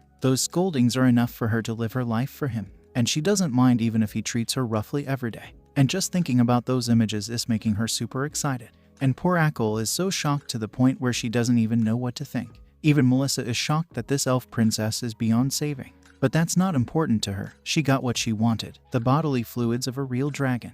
And now she is super sure that she will be able to refine a unique potion. Next, in an Emerald Theater on 3rd Avenue, Sane Imperial Capital, the staff of the theaters is informing some people that they no longer performs drama in their theater anymore. That form of stage play is no longer suitable for their theater anymore. He then tells them to leave from there. This makes the other two guys mad because they just lost their job. And the leader, the green-haired lady, is sad because she doesn't know what to do with her troupe. They all lost their means to get food on a table. The movie ate their jobs. The boys are mad because they all lost their jobs because of something called movie. And they are the famous theater troupe. Wherever they performed before, every time, it was hard to get a ticket for their show. And now the theaters are just kicking them out. They gets mad at the one who created the movie, and are sure that their performances is better than the movie. The leader informs them that she has seen that movie, which surprises the troupe. She informs them that the movie is called Elf and Orc and it's truly a masterpiece. The red-haired guy is sure that their leader can find the job opportunities elsewhere for sure. She shuts them up and informs everyone that they are not going anywhere, which surprises the troupe again, thinking what does the leader mean by that? She tells them that the movie will eventually spread all over the world, and it will be at an extremely fast rate. This shocked all the group members because this just means that they lost their job forever. However, their leader tells them not to worry because there is still a hope for them. The leader informs them that the only way for them to survive is to join the movie, embrace the movie and integrate into movie. She gets ready to go and meet with the man who created the Elf Princess and Orc movie. And she has also noticed that the popularity of the movie far exceeds that of a play. With movies they can become a star loved by the world. The ladies in the group agrees with her. They wants to show their beauty to the world. And this curvy, MILF-perfect lady too. And some muscle, and more beauties with thick bodies. One of the lady from the group is worried thinking what if the Orc Prince doesn't want them to participate in his movie. If something like that happens, she gets ready to use her charm. Her long green beautiful hair which looks like the hair of Medusa. And in those melons, I am sure she will be able to charm him. And the red-haired muscle guy have also inquired about the Orc Prince from some of the theater owners. That anyone who joins his film committee, he will teach them the art of film shooting. This brightened the mood of the ladies thinking that the Orc Prince is really a good and open-minded man. One guy comes to them running and informs their leader about an invitation sent by the Duke Haslidi for the leader to attend a dinner party, which surprises the leader. Back in the ORCISH theater, Emily also comes rushing and informs Langdon that there's an invitation from the Duke Haslit's house. Langdon is finding the name little familiar. Akol informs her that it's the name of the lady who scared the sheriff away that day. Now he remembers, it's Haslet, the regent princess. Emily is excited because she heard that there will be many other nobles, scholars, and musicians who will be participating in this party. Now Langdon is also looking forward to this party after hearing her. Next, Haslet Manor House. Langdon have arrived at the party and is being very careful, seeing that there are only nobles there. He doesn't want to piss anyone there. Then everyone's eyes gets attracted by a beauty. Langdon also gets curious hearing them saying so beautiful. He turns behind to see who is this beautiful woman, who made herself got everyone attentions just by her beauty. And it's none other than our beautiful elf princess. And now she is actually looking like a princess and not some animal who is always in heat. Her beauty even surprises Langdon. Then she shows her true color by jumping on him with her two huge melons. She literally stuffed his face with her melons. And now she is done stuffing his face with her melons. She asks him to dance with her. Langdon tries to stop her saying he doesn't know how to dance. She tells him not to worry and just follow her and puts his hand on her waist. And she is also fine if he touches something that he shouldn't. but he is fine with just the waist. Someone comes and interrupts their lovey-dovey moments. Bastard. Even the two are mad at him for disturbing them. The man comes to Langdon asking if he is the one who created the movie Elf Princess and Orc, and this man's name is Scripps Adrian, starring the Blue Velvet Theater Company and vice president of the Empire Musicians Guild, and girls seems to know him and are surprised to see the handsome Scripps. Scripps comes to Elfria.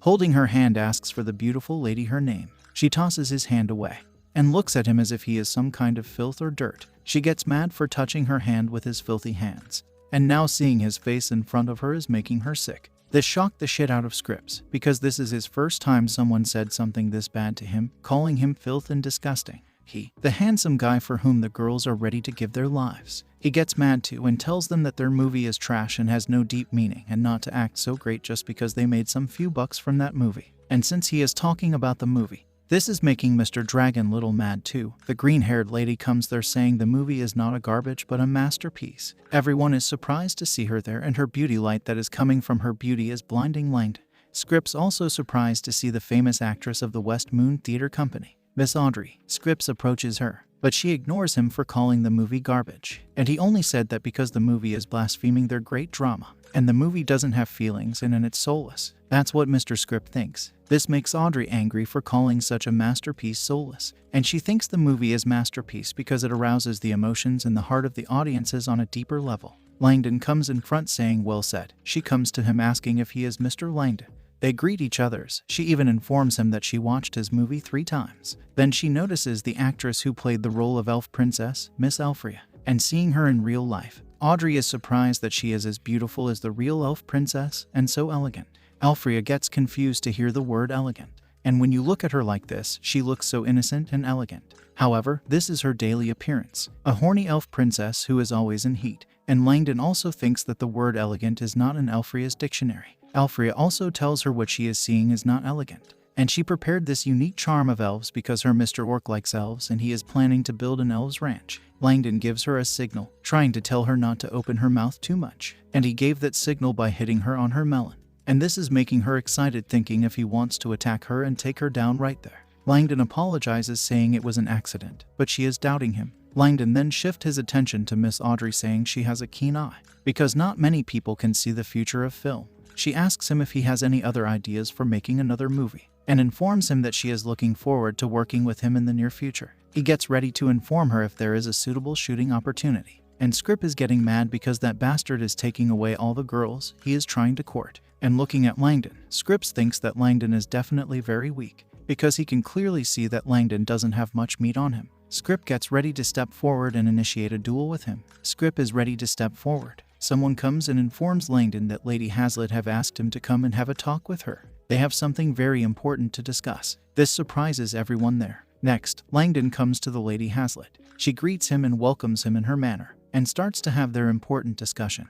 And she called him there because she wants him to make a movie for her. A movie against the nobility, which shocked Langdon, and asks her if he heard her right. She asks him if he is wondering why an aristocrat is asking him to make an anti-aristocratic movie, and asks him if he knows who has the most power in the empire, and that he knows it's the Regent Princess. She also informs him that the Hazlitt family and the Regent Princess have close relationship, and I think the princess here is playing a double role for some reason. One is the Regent Princess, or the Queen, and the other one is the young Lady Hazlitt. She also informs him that the cost for today's banquet is enough to cover the expenses of 100 ordinary households for 10 years. And in the imperial capital, similar banquets are held every day. And those greedy nobles are like blood-sucking insects, sucking the blood and money of the ordinary people. And not only that, those blood-sucking nobles are setting off another rebellion against their Royal Highness. And Her Highness is distressed because many civilians and soldiers who don't know the truth are also joining those nobles.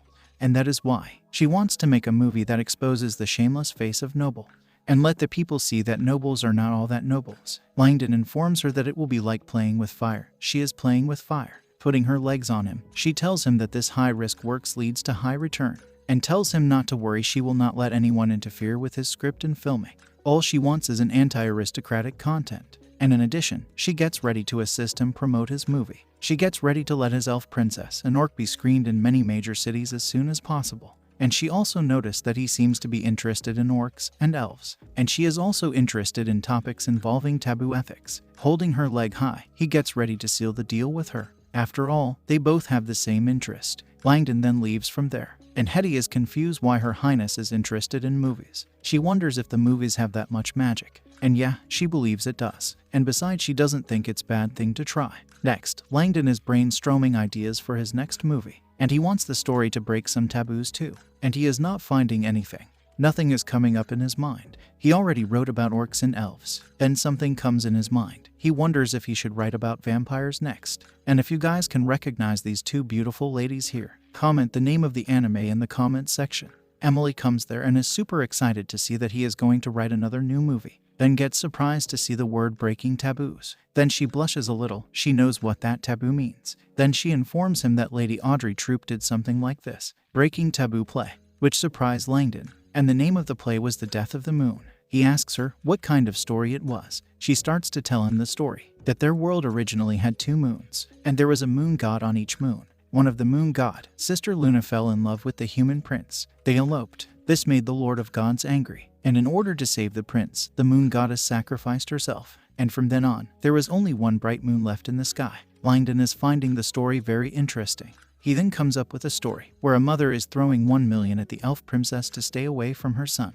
Then the princess got into a car accident and also got amnesia and cancer just from the car accident. The MC then left the elf princess to protect her from the car accident, amnesia and cancer. He asks Emily to expand the theater even more and also asks her to call Audrey, Elfria and others. Next, he gives Audrey and Elfria his new script for the movie, and Elfria is liking the story because there is some NTR in it. And Audrey is reading some lines from the script, and it goes like this: "Hello, human woman, don't you have eyes?" And the human woman replies, "My name is not Hello, and this is going to shock you guys." She replies, "My name is Juliet." Audrey noticed that the story is kinda long, and Langdon is surprised she noticed that. He informs them that what they are filming this time is not a movie but a TV series. It is a movie, but it is longer than a movie. And this is how they are going to use suspense to retain the audience. But the 2 girls are not understanding any words that is coming out from his mouth. And as usual, he is going to play the male lead. And Elfria is going to play the role of pure and lovely heroine.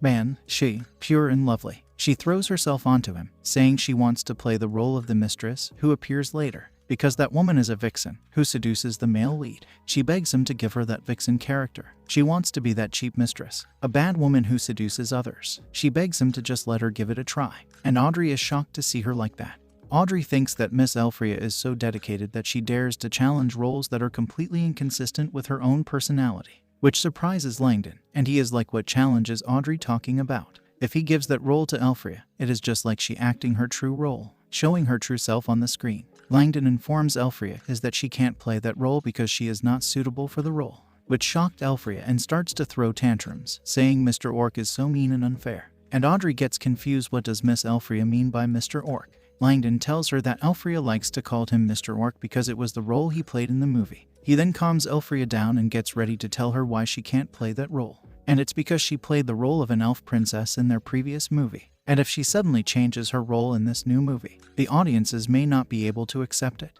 Langdon asks her to control her urges just for this movie, and that new role requires someone with maturity and acting experience, and he thinks that Miss Audrey will be best for that role, and thus he chooses Miss Audrey, and both ladies get shocked to hear that. Next, in the royal palace, Her Highness is resting. Hetty comes to her and informs her that the ORCISH theater have sent her something, and it's a script of the new film. Her Highness gets surprised that Mr. Langdon have already wrote the script for his new movie. She reads the name of the movie, which piques Hetty's interest and asks her to continue reading. However, it's a top secret plan, so she gets ready to inform Hetty after she finished reading.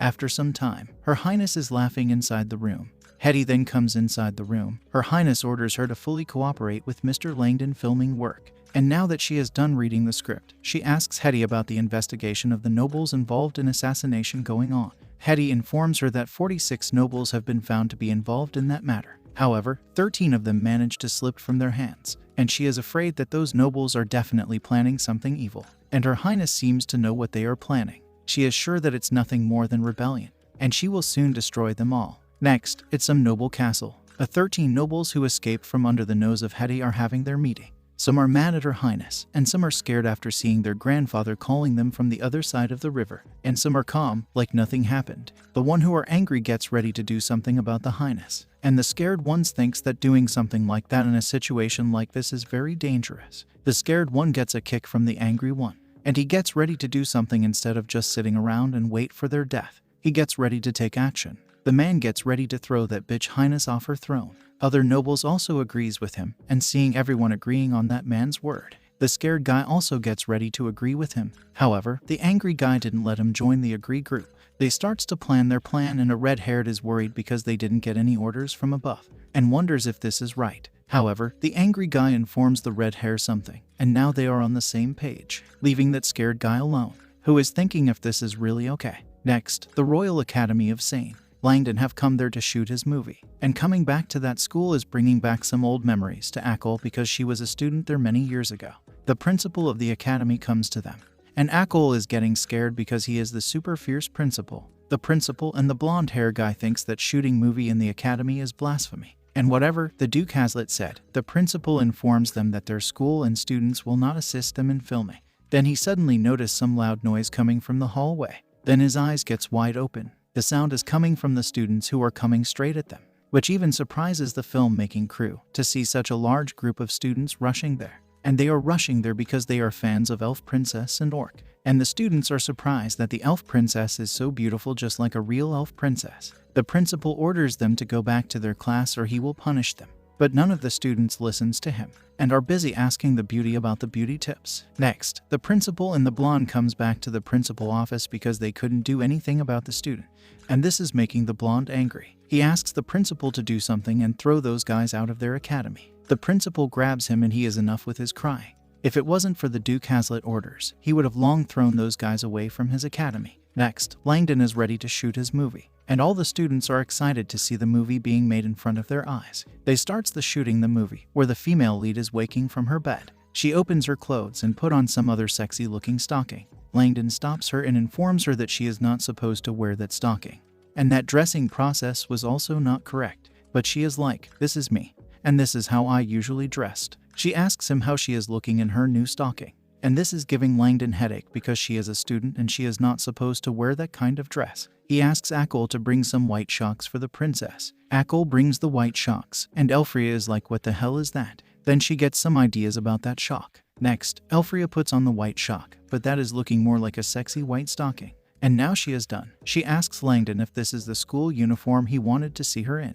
Her front view is making the guys go crazy. Langdon stops her and tells her if she keep messing around, he will have to replace her. And the ladies from the academy are ready to be her replacement. She apologizes and gets ready to go back to shooting. However, the two poor buttons are having difficulty to hold those huge melons without any support. Poor buttons let go of their stress and went flying at Langdon. She apologizes for the buttons who couldn't hold her melons, and Boy seems to be liking her even more after this. MC gets ready to leave her in her state, and gets ready to shoot the movie. And Akol is ready with another take. Elfria is running to her class because she is late. And hey, this is the epic scene from anime stories. The female lead bumps into the male lead, and she bumped into him with the full force of her two melons. And for some reason, she is on top of him with her legs wide spread. Then she throws herself onto him because he looks very much to her taste. MC notices the look in her eyes. In her eyes, he is a green skin orc. He asks Akol to use the magic. Akol uses transformation skill and changes his look in Elfria's eye.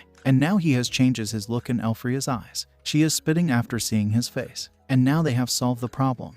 They gets ready to proceed their shooting. Next, the male lead tells the female lead, hello, you are running too fast. And this is where the female lead tells the MC that her name is not hello, it's Juliet. Next, Langdon is finished shooting the film. He thanks everyone for their hard work. And Akol is surprised that this time they shot the movie so fast. Langdon informs her that it was fast because they will have to make one episode every week. Then some girls approaches Akol calling her Akko or senpai, and are confused thinking what their senpai is working in films, when she graduated from there to become a highly respected magician. She doesn't think that it was that highly at all. She was forced to drink some unknown potions, and turned into different races and species. She informs them that she is working there because her teacher assigned her to this task. They starts to praises her, compliments her, and that she is so lucky that she can be with handsome orc prince every day. And this is making her little blush, and now that she has finished filming, the girls takes her to their club.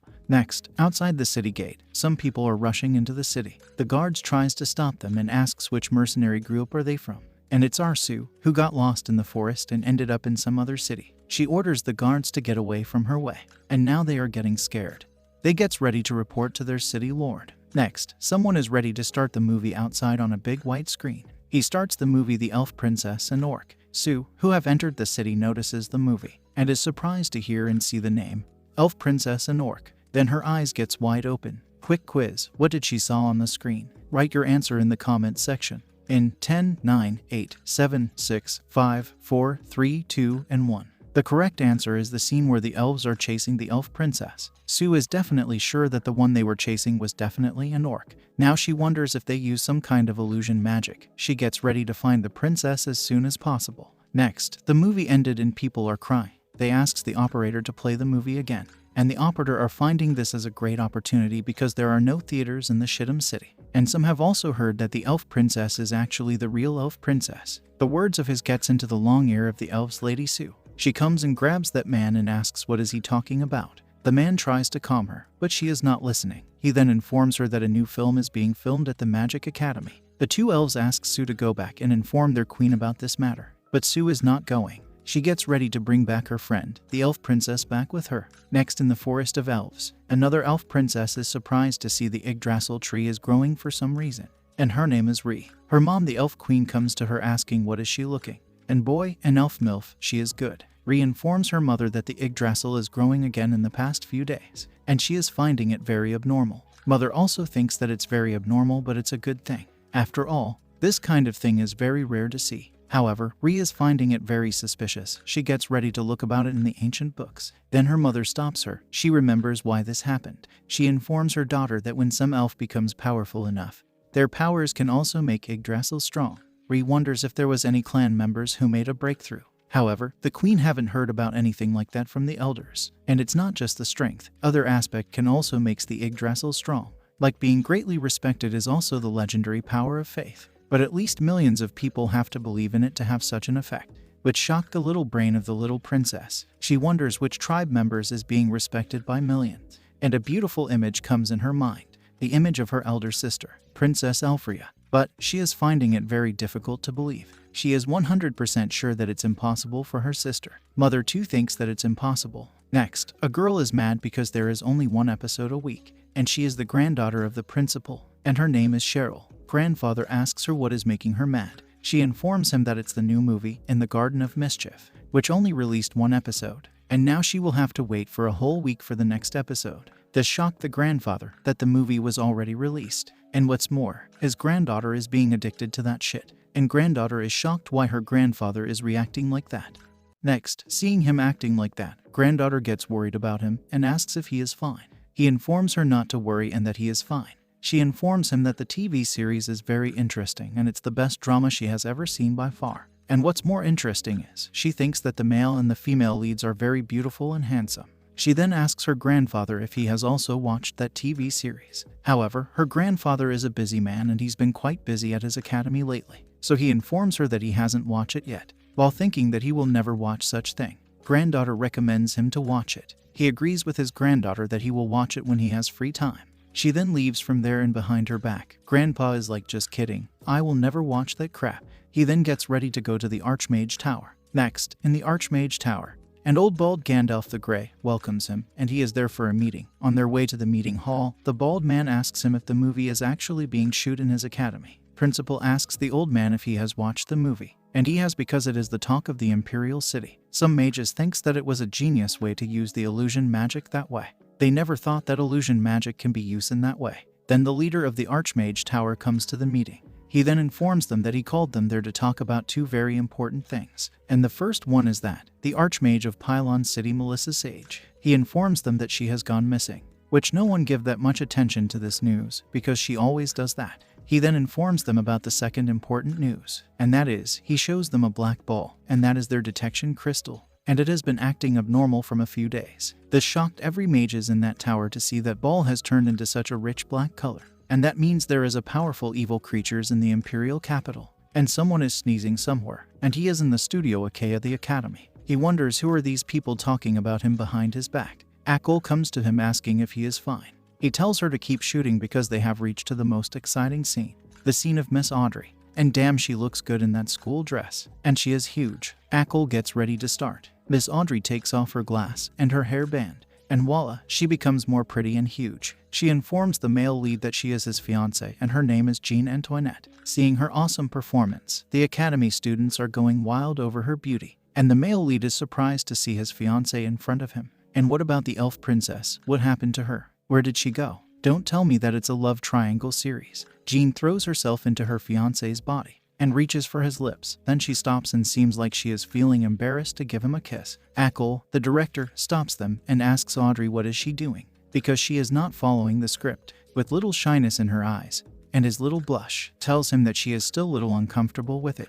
Langdon tries to comfort, saying that she can take another shot so she can calm down. She gets ready to listen to him. Next, in the Archmage Tower, the tower leader informs everyone that a Hell Lord who is above sage level have entered their imperial capital. This shocked everyone, including the principal. Then someone comes rushing in the tower and informs the principal that something bad happened at the academy. This news once again shocked the principal. Next, in the academy, there's a huge crowd in front of the academy. Principal gets shocked to see that many people in front of his academy, and what's more, they are not even his students. He looks at the yellow hair guy with a dangerous look in his eyes for letting the situation get out of control. He informs the principal that there are that many people because they are shooting a very important scene today. And the scene is where the male lead and female lead are going to kiss. That's why there are that many people to see it at first hand. And poor Audrey is having trouble saying her lines, and now she is calling herself his fiancée Anna. Akol stops the shot again, and Langdon informs Audrey that her name is Jean Antoinette. She apologizes, and since this is her FRSD time doing something like this, so she is a little nervous. They gets ready to take another shot. Audrey also gets ready to do it nicely this time. Akol gets ready to roll the camera again. The fiancée introduces herself, saying that she is his fiancée, Jean Antoinette. This time the principal disturbs them. He even throws the director's shot-taking device. And he is mad because they are doing something so inappropriate in the broad daylight and in front of so many people. He tells them to stop their shooting. And seeing him acting like that, people are getting mad at him for trying to stop the filmmaker from making film, which obviously makes the principal mad and tells them all to get out of there. Someone throws an egg at him, which hits him right in his eye. This makes him even more mad. But he is not the only one mad here. The people are also mad at him for trying to stop the filmmakers from making such an amazing scene. Principal warns them all, including the filmmakers, that if they continue shooting, they will face a very serious consequences. However, the filmmakers are not taking him seriously, but he is a principal, so they gets ready to give him some face. And Langdon suggests to change the script a little. But Audrey seems like she doesn't want the script to change. She wants to do this scene because she is having a very hard time doing it, and she wants to push past that limits. She wants to break through herself. Since she is saying that she wants to push past her limits, he gets ready to help her, which makes the principal mad again. But he couldn't do anything because the crowd also wants the same thing. They also wants to see her push past her limits. And now that everything is settled, they gets ready to start the scene again. Then Akol stops him and informs him about a very special person who just arrived there. And guess who is it? It's our Melissa the babe. And damn, she is looking good in her new look. And after she heard their discussion, she gets ready to help them. Langdon is surprised to see her after such a long time. And Melissa is surprised that he recognized her with just a glance, even though she dressed up a little so as not to be recognized by her acquaintances from the academy. She informs them that her potion can solve their every problems they are facing during shooting. She asks Audrey if she wants to give it a try. She shows them the potion made from a very special and extremely rare precious ingredients, which shock Langdon, and asks her if that potion is made from his rare precious ingredients. And you bet it is. She looks so cute and bomb. Without even saying a word, Audrey drinks that potion. And Melissa is surprised to see that Audrey is so brave that she took the potion without even asking about what is it and its side effects. If you guys remember, Melissa's potions can have very strong effects, like changing people into things. Audrey have cleaned that potion tube and now she is feeling strange. Langdon asks Melissa if the potion have any side effects, and Melissa replies with of course, and just wait and see. Langdon asks Audrey if she is fine. She tells him that she is fine, but nope, she has turned into that elf princess, who is always high in heat. And now she is even acting like that elf princess. Next, the fiancée Jean is feeling hot because of that weird potion she drank. And she is feeling like her body is full of strength, like a strong energy is surging through her body. This makes Langdon worried and asks Melissa what kind of potion she gave to Audrey. She tells him not to worry because it's just a well-known potion that she made from a well-known evil creature called Dragon. She then informs him that what types of potions she has made from that bodily fluids of his. He stops her and tells her to get to the point and what is wrong with that potion that Audrey drank. She informs him that it's an urgent medicine for people. And on the other hand, poor Audrey is having trouble in that clothes on hers. She wants to take them off because she is feeling very hot. And seeing her like that, Akil is happy and sad and relieved at the same time. Because if it wasn't for Audrey, she would have been in that position. And now Langdon is in trouble because he doesn't know how to shoot now, when she is in that state. However, Melissa thinks that this is the best chance for him to take the shot because Audrey is in the right state for shot. And what's more, she informs him that the medicine is not fully effective yet, so he will have to hurry up before Audrey loses her mind. Langdon thanks her for giving him such an important info, and obviously she would, because she is sincerely trying to help him there. Akil gets ready to take the shot. However, she doesn't know what take is that shot because they have been taking shot after shot. She can't even remember how many times she took the shot. The fiancée Jean Antoinette introduces herself in a very different way than before, which even makes the evil dragon a little blush. She then pushes past her limits and gives him a kiss, and people are just looking at them like owls. This is the first time they saw something like this, something they did only in night and not in broad daylight. Audrey's group are finding it weird because their leader is acting weird. The red-haired dude stops them and informs them that they misunderstood something here. Their leader is showing her true self in acting. She has now become one with the female lead. The two girls are surprised, however. They always knew that their leader always have in her this potential and talents, even though she is already a genius in acting. The long-lasted kiss ended, but Miss Audrey wants more. She haven't quenched her thirst. Langdon stops her. He looks at Melissa to give him the antidote, but she doesn't have any antidote. The potion doesn't have any antidote. The effect will wear off after some time, but she doesn't know how long that time will be. If that's the case, Langdon got no choice but to man up and help Audrey. Help her with what she needs. He carries her in his arms and asks Melissa to use her magic to create a separate space for him and Audrey. She understood what he wants to do and gets ready to help him create a separate space with her magic. She creates a magic space just for the two of them. Before going inside the space, he asks Akil to edit this section after she finished it. He then enters inside the space, and people are confused thinking where are those two going. Langdon then tells her to take some rest in that separate space, so she can come back to her senses. What were you guys thinking when he brought her inside that space? Comment your bright imagination in the comment section. And now that he has brought her there, he gets ready to leave from there. But she stops him. After some times, Audrey comes outside and she looks a little tired, and she also has that satisfied look in her eyes.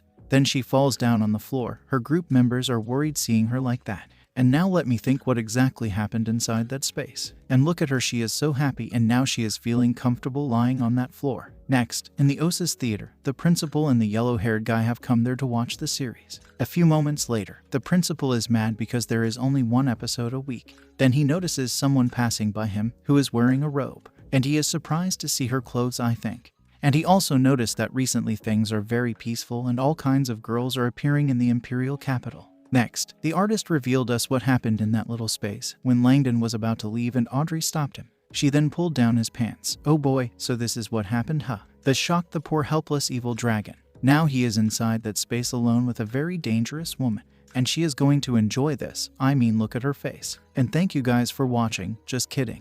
Next, somewhere in the same city, the robe lady is talking with a magic mirror. She informs the magic mirror that she hasn't found that someone the magic mirror told her to find.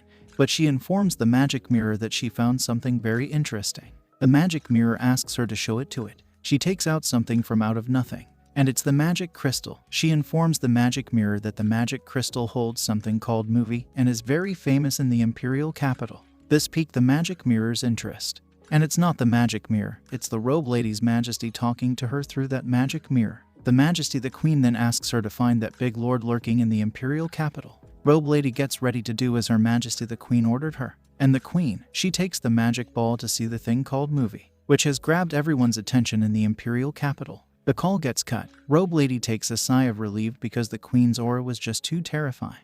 Next, in the hell, the devil city, the queen is surprised to see this thing called movie. She never thought it to be this addicted, and she is surprised by the name, which is so indecent, but people are still watching it. She is surprised that people on the ground can accept human and animal love to this level. And after watching it herself, she understood why it fascinates so many people. And I am fascinated by her back. Then someone comes there. The majesty calls her the Garden of Mischief. And it's another lowly looking lady in a bunny costume, though they don't have that bunny ears. And she is there to inform her majesty that her dinner is ready. And the name of the queen is the Queen Malcontent. and she is busy watching her movie, so she is not going to eat her dinner right now. Then she gets mad because she is watching the new series, and it's said to be continue next week. She is mad because the plot was getting interesting, and then the to be continue screen appeared. We manhwas, manhwas and anime fans knows this feeling. It's nothing new to us. We are already adapt to it, and now we are like Terminator. We don't have that feeling like this queen here is going through. And the red-haired lady is surprised that that thing actually made their majesty addicted to it. She then calms herself. She is a queen after all. She can't show her anger over that little thing. But she never thought of this thing to be this addicted, when they succubus are the most addicted one. And she, the queen of all the succubus, still got addicted to that thing. She is surprised and finding it very interesting. She gets ready to contact the creator of the drama and the TV series. Next, the queen contacts back the pink-haired robe lady, which surprises her because her majesty is giving her a new mission, and is to get in contact with the creator of the drama. Queen asks her to find the creator and make him serve their succubus clan, and tells her to do it, whatever it takes. Pink-haired asks the queen about the mission of finding that big lord. Queen yells at her that the creator can equal 10 of those great lord. And what's more, the queen also gives her a succubus cloth to put on to increase her success rate. The cloth shocked her because it's just a piece of robe, but she got no choice because the queen wants her to wear it, and she can't go against the queen's order. She puts the cloth on and damn, she looks good in that. Then she gets ready to complete the mission. Next, in the ORCISH theater, people are shocked to see the kissing scene. Audrey's followers and her fans are shocked to see such a scene that their goddess is doing with the male lead.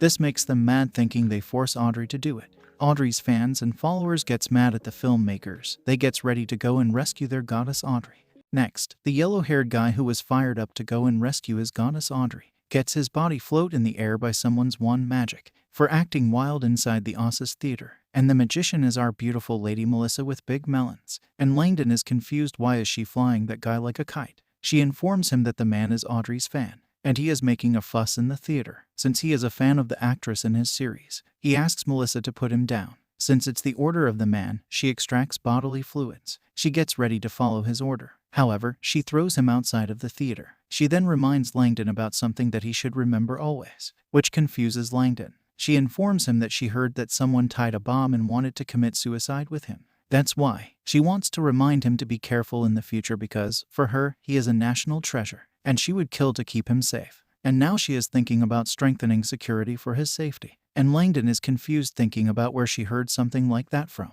Obviously from one and only, her disciple Akor. She calls for Akor, but her one and only disciple is not answering her. Then she gets surprised because her disciple, who always used to stand behind her whenever she came back, now she is not there. This makes the Melissa very furious. Next, at a certain school club department, someone is painting something, and junior sisters are surprised to see her doing live painting. However, the painting, they are finding it quite familiar, and I think she is making the painting of the elf princess and the orc prince. Then suddenly her junior sister's voices become quiet. She wonders what is going on behind her back, and they were quiet because the actor in the movie had come to their club, and they were surprised to see him live. They are confused, thinking whether the person standing in front of them is a real person or just an illusion. And Akol is confused about why Mr. Langdon came to that club, and he is there to find her, but he finds something very interesting, her painting. He comes to Akol, and she tries to hide her painting, but we can clearly see the painting. And it seems like it's a painting of a beautiful disciple and teacher, and she doesn't have the power to stop him from taking a look at her painting.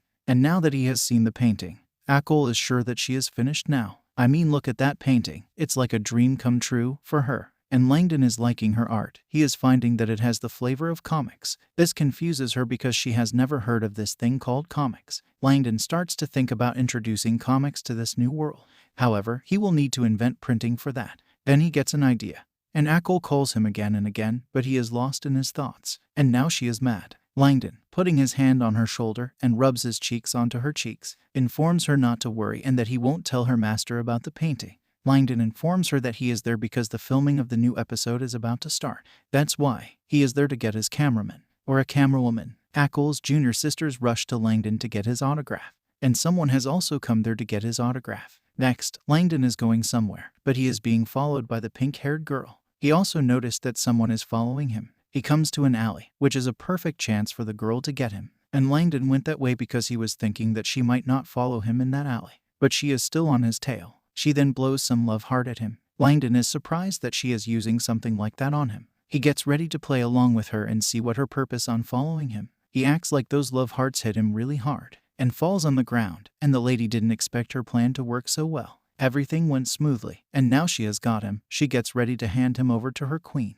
But seeing him lying defenseless like that, she gets ready to eat that pie before she delivers it to her queen. After all, she is also a succubus, and we all know what a succubus will do if they catch you like this. Next, at a certain inn, the succubus is about to do something that will take the life energy out of Langdon, and she finds him very attractive and handsome. And sitting on him like that is making her body strange. There is something is going on with her body. She gets ready to extract the energy out of him. Oh boy, things are about to get a little strange here. Next, the succubus is ready to perform the ceremony of extracting the energy out of Langdon.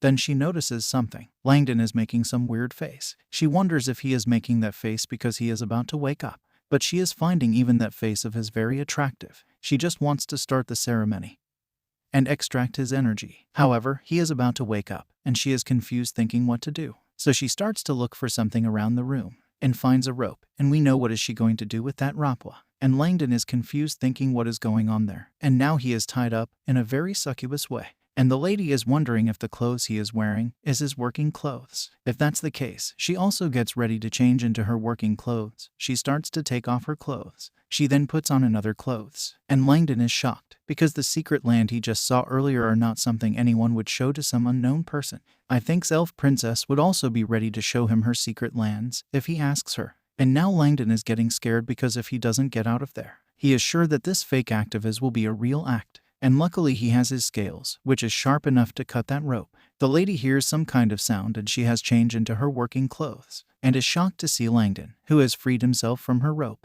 She then apologizes to him for starting a conversation like this, and seems like she is mad because she didn't get to do her work in her working dress. Langdon then asks her why she kidnapped him and what is her purpose. She informs him that her name is not important, but she is sure what's important is that they might be able to work together. And she would have already finished that work if he hadn't woke up. The queen then calls her, and now he finally has the name of this pink-haired lady. Her name is Mines. The queen asks her if she has completed her work. She reports to her queen that she has completed the job.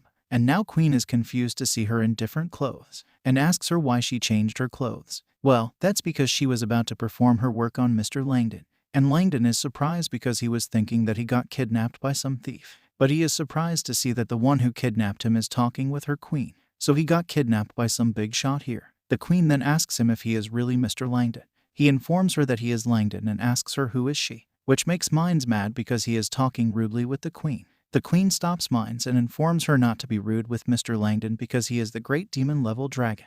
Mines apologizes to the queen. Then she gets shocked to hear that Langdon is a magic dragon.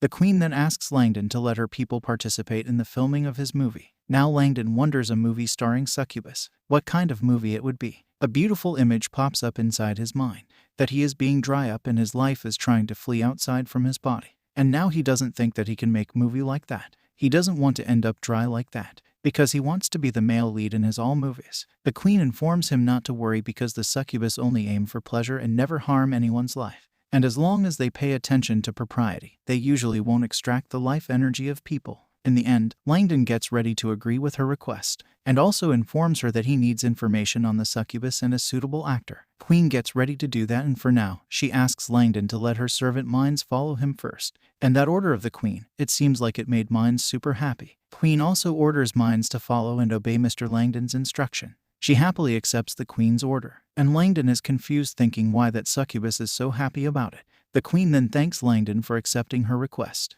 And Mines is happy because she never thought Langdon to be a magic dragon. And now just the thought of Dragon's huge body crashing her, she wonders how would it feel, what kind of experience that would be. But she is definitely sure that the dragon will crush her like a tomato. And that is why she is super happy to work with him, because she is sure that that day will come soon. And I also like to see that day. And looking at her, Langdon is feeling a familiar smell from her. She is giving off the same smell that his elf princess gives from her mouth. Langdon then comes to her asking, "Your name is Mines, right?" He then asks her to follow him because he has something interesting things to do and must put them into practice quickly. She happily obeys his orders, and now the image of the elf princess and this succubus is becoming more and more similar. They both want him to attack them. Next, Langdon and Mines are out on the street, and Mines is super happy following him. She is super excited to become the slave of the dragon. She is having all kinds of thought running through her mind, and Langdon is confused about why she is so happy because the laughter never stopped along the way. He calls her to quickly follow him and don't fall behind.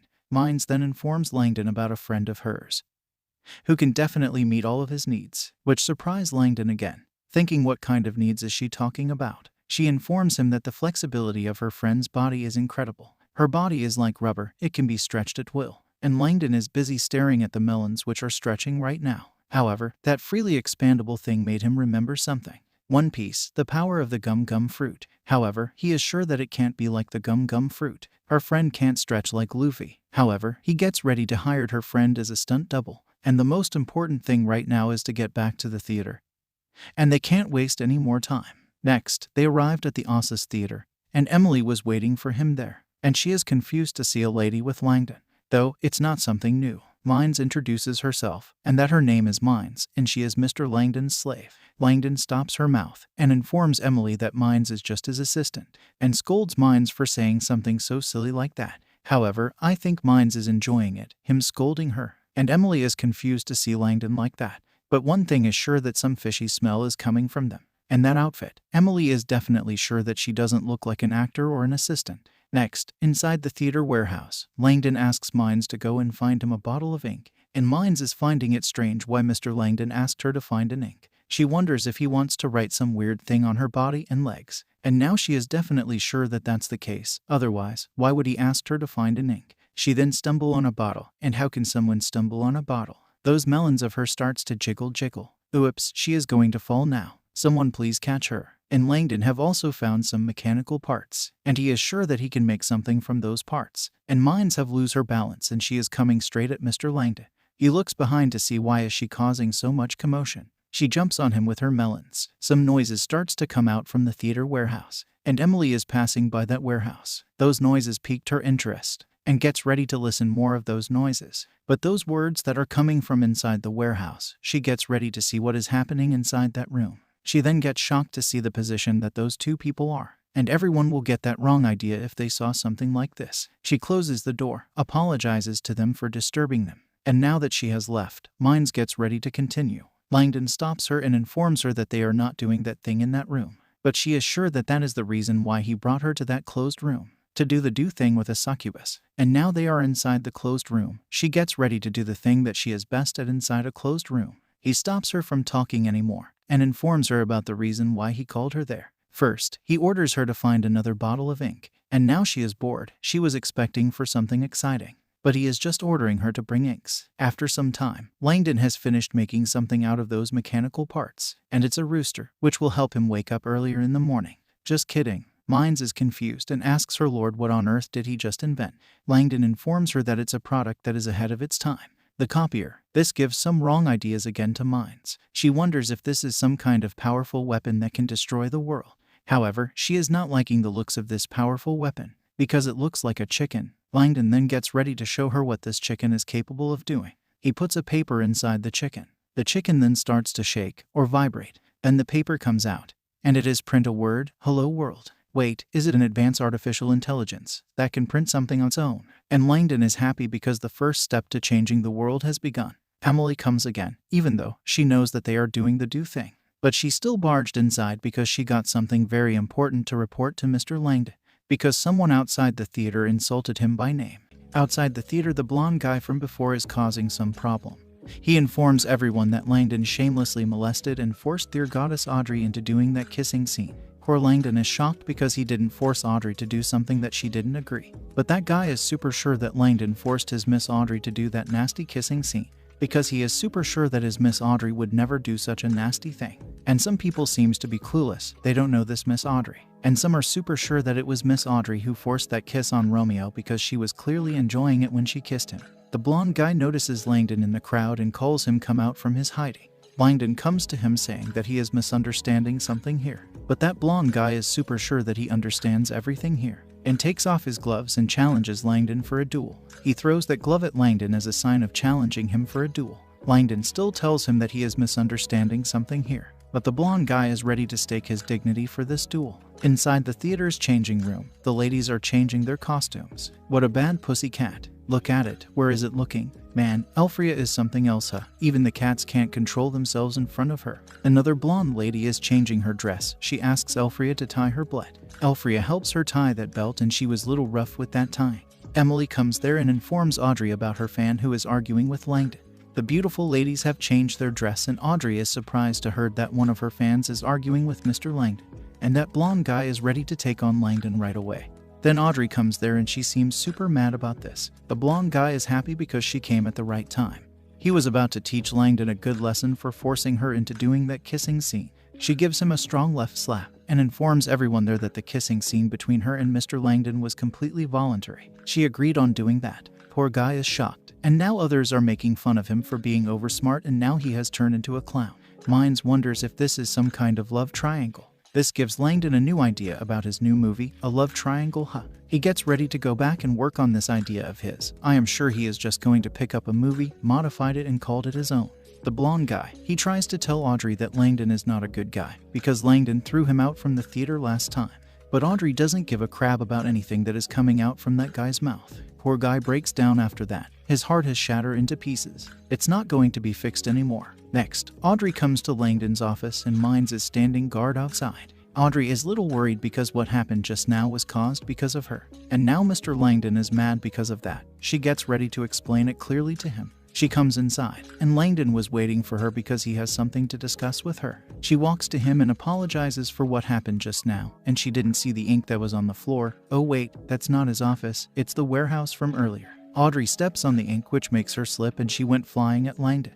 And just like us, even Langdon is surprised about how can one slip on an ink. She crashes onto him with her thick body and those knees. I am pretty sure where it will hit Langdon and it will hit hard. Mines comes in to check what was that loud noise, and gets shocked to see the sight in front of her eyes. Langdon asks Mines to come and help him lift Miss Audrey. However, she too jumps into the fun. How can she miss such a good chance? After all, she is a succubus. And how can we forget about our Princess Elfria, the innocent and elegant princess of the elf forest? She too jumps into the fun. Oh hell yeah, what is this? 1, 2, 3, 4 and some. The ladies are grabbing him everywhere and the succubus is even ready to take off his clothes. Melissa and Ackle comes there and Melissa is surprised to see this rare sight. However, she is feeling like someone is missing in that ground. And she guessed it right, it's Ackle. Melissa looks at her, gives her a weird smile. And I am sure Melissa is mad at her because last time when she came to meet her apprentice was nowhere to be found. She gives her a kick right in her butt, sending her to Langdon. Now all four of them are stacking onto him. Poor guy seems to have passed out. After some time, even the great dragon is feeling pain all over his body. Those girls were just too much for him. And Elfria is mad because those two girls were already onto him when she came. So she wants to hang on to him for a few more seconds. Mines then notices Melissa, who is drooling looking at her, which is giving her creep. And Melissa is super happy to see a rare specimen, the succubus, right in front of her eyes. I am sure Melissa is already thinking of what kinds of potions she will make from this rare item. And she is surprised that Langdon actually managed to get his hands on such a rare piece. Now she wonders how can she get her hands on that rare item. Mines comes to Langdon and informs him about the person behind them who is staring at her like she is about to eat her. Langdon tells her not to worry and that Melissa is not a bad person. However, after seeing that evil and devilish laugh of Melissa, he warns Mines to be very careful around that psycho mage. That mage is very dangerous. She can change into any form to extract their bodily fluids. Ackle notices the chicken and asks Langdon what is that thing is. Langdon informs everyone that that thing is his latest invention. And someone is liking this new invention of his very much. She didn't thought that he can also make something like this. And she has already think of 50 ways to use it. She is going to learn to ride it, huh? Langdon yells at her, scolds her and tells her to come down quickly because it's not made for the things she is thinking. This makes her mad because he made a toy and he is not letting anyone to play with it. Langdon then properly informs them about this new invention of his and it's called Copier, a machine that can change world. It seems to have piqued Ackle's interest. However, the others are like, it's just a big rooster no matter how I look at it. Langdon gets ready to show them what his copier can do and puts a paper inside it. The rooster starts to shake. And Elfria is 100% sure that because that kind of frequency, she can't be wrong. She is 101% sure that it's a fun toy. Well, he can't argue with her anymore. Her mind is it's just full of something. The paper then comes out with something printed on it. The ladies takes a look at it. And it says something like, Langdon actually did such things to his female actors. They stares at him in a very strange way. He informs them that he didn't do anything like that. It's just a headline, a bullet headline. Audrey also informs them about that paper and is a clickbait, and Langdon is doing that for the publicity. They all know how fast gossip news spreads, so he is sure that with this it will spread even faster. Audrey is surprised that Langdon is not afraid of gossip, but he also wants to spread it to everyone. She gets happy thinking that he cares about her. Next, the newspaper spread throughout the imperial capital very fast. People are surprised to see the newspaper, and they didn't expect Langdon to do such a thing to his female actors. The heartbroken blonde guy, whose life has been destroyed after his Miss Audrey told him that she willingly kissed Langdon. He also notices the newspaper flying everywhere in the imperial capital. This shocked the poor guy. Next, in a certain theater, the owner of the theater is cursing Langdon because of Langdon. His theater is not doing well these couple of weeks. The blonde guy comes there to inform that theater's owner about a great news that will destroy Langdon. The theater's owner takes a look at the newspaper and scolds the blonde guy for reading such contents. The theater owner tells him to read it again.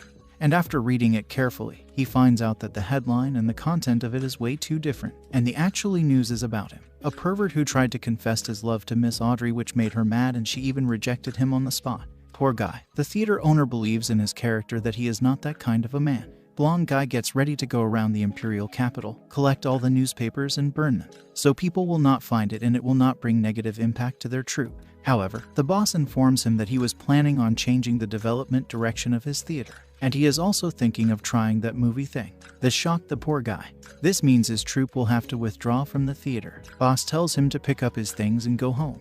Blonde guy is outside, crying manly tears, cursing Langdon and punching the poor wall. He is scaring the kids walking around that place. In his weakest moment, someone comes there, a light of hope, 2 juggernauts. Oh, and a beautiful lady accompanied those 2 juggernauts, a beautiful saintess, and she stopped by because she heard blonde guy saying Langdon. She asks him if he knows Langdon.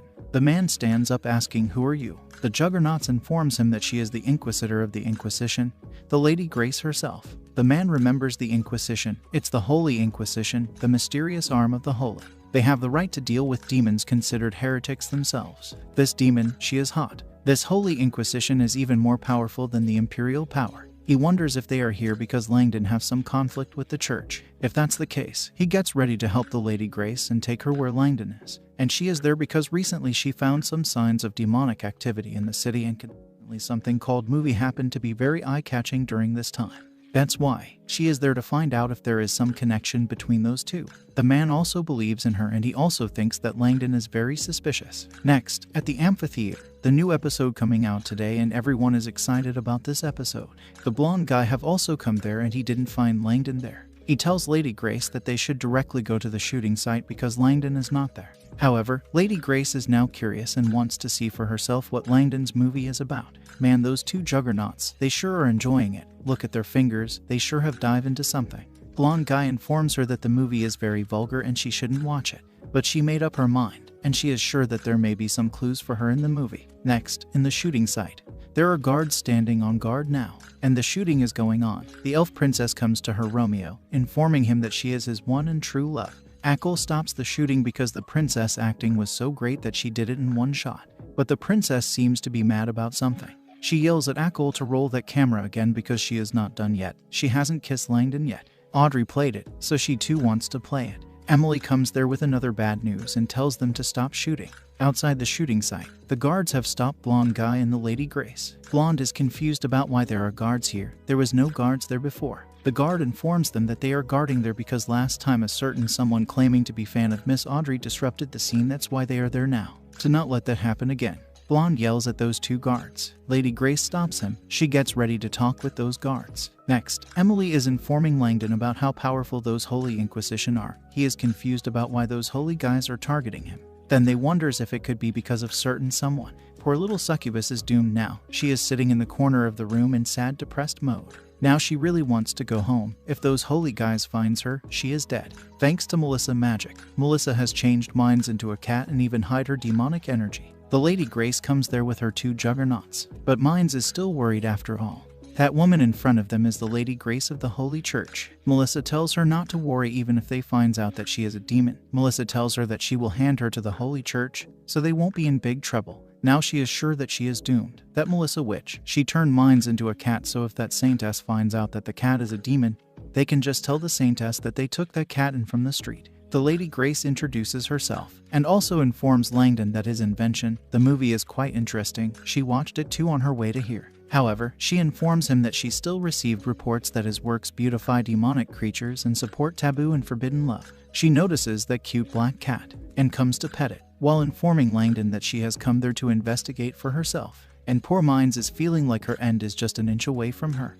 The blonde guy comes in saying that the judge of the tribunal is there to judge Langdon specifically. Now his end has me to an end, and Langdon is not surprised to see him there. Audrey comes behind Langdon saying that she did on her own will. But the man is not buying that again. He is sure that Langdon must have brainwashed her. So he gets ready to use whips and candles to make her wake up from her dream. People are worried about Langdon and his team because this is bad. It's the Holy Church after all. They are worried thinking Langdon and his team will be tortured to death. The words from that blonde guy is making Audrey scared. Blonde guy laughs saying they should be scared after all they are going to be investigate and torture. She gets more scared. Langdon tells her not to worry and that he will take care of it. He said it like a real man. He informs the audience that he is going to be investigate, so during this period he won't be able to do anything freely. That's why he gets ready to suspend his series, Mischief Garden, right away because of the investigation.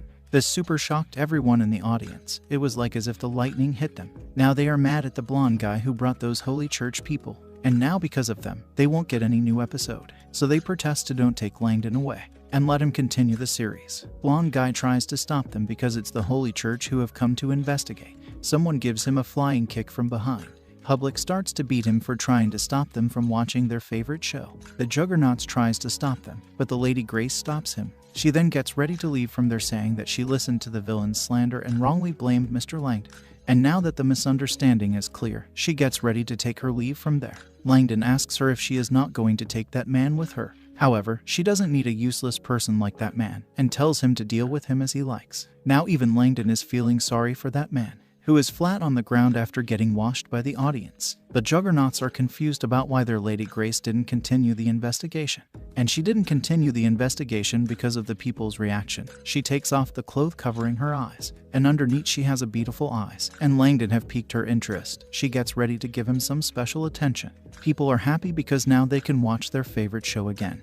And Emily is surprised that Langdon actually managed to scare those Holy Church people away. Well, Melissa is also impressed how he handled the situation. She thinks he is worthy of being a man worthy of the gods. Elfria also jumps onto him. She didn't expect anything less from her man. She suggests to hold a party to thank the fans, and gets ready to take him to the pub that serve the best beer. In the pub, they have thrown a one hell of a party. The pub owner is surprised to see so many customers. The waiter informs her about Langdon, the one throwing this party, and he is the talk of the city right now. The man who invented movie and made a lot of money. She gets happy thinking he might be the one who will save her pub. And before she was not happy maybe because she was worried about who will pay the bill. But now that she knows that he made a lot of money from the movie, she is happy. Next, the lady owner was so happy that she even opened few buttons of her shirt to show how happy she is. She brought some special beers for her special guests. Melissa thinks that the wine there is really good and orders for more. Lady owner informs them that they are lucky to drink her wine. If they have come there a few days later, they wouldn't get the chance to drink it.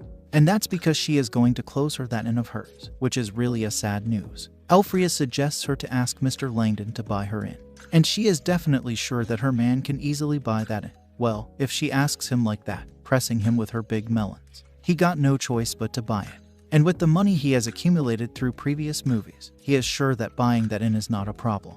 Two ladies get super happy and rewards him with their 2 big melons. That's a nice reward. But the reward seems to be too heavy for Langdon to handle. He is feeling like these 2 rewards will break his neck. They sure are heavy. Even Melissa is shocked to see that even an evil dragon is having trouble handling those 2 rewards. After some time, Elfria has finally passed out. Langdon is relieved that she finally stopped. She sure drank a lot. After that, he calls Emily to inform that he is going to buy that pub. Oh wait, he still has his tail. Did no one notice that? Or he can make it looks like he doesn't have a tail. Oh well, he's a magic dragon. I'm sure he did something about that. Anyways, Emily is surprised thinking he loved the wine so much that he is thinking of buying the pub. However, that was not the reason. It's just someone forcefully demanded him to.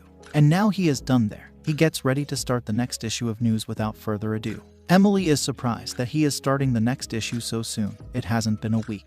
But well, strike while the iron is hot, right? He shows her the paper of what he is going to issue. She read it and is shocked to find the content of it, which says, a well-known movie star is accused by the judge of being devil believer, and the entire crew will be sentenced to death at the stake. She is surprised by the content because it will be fire when they release it.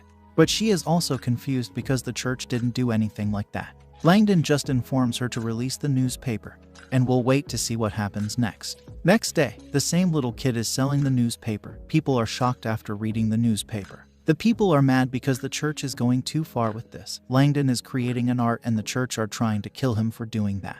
They gets ready to go to the Holy See to petition. Inside the Holy Church, Lady Grace have returned with her 2 juggernauts. The Archbishop asks her about the investigation. How did it go? She informs him that there were not enough evidence to support the claim. Then someone comes there rushing and informs the Archbishop that the church has been surrounded by a mob, and shows them the reason why that mob surrounded them. It started after they read the newspaper and started to riot. Lady Grace gets ready to take a look at what the newspaper has to say to make those people started to riot.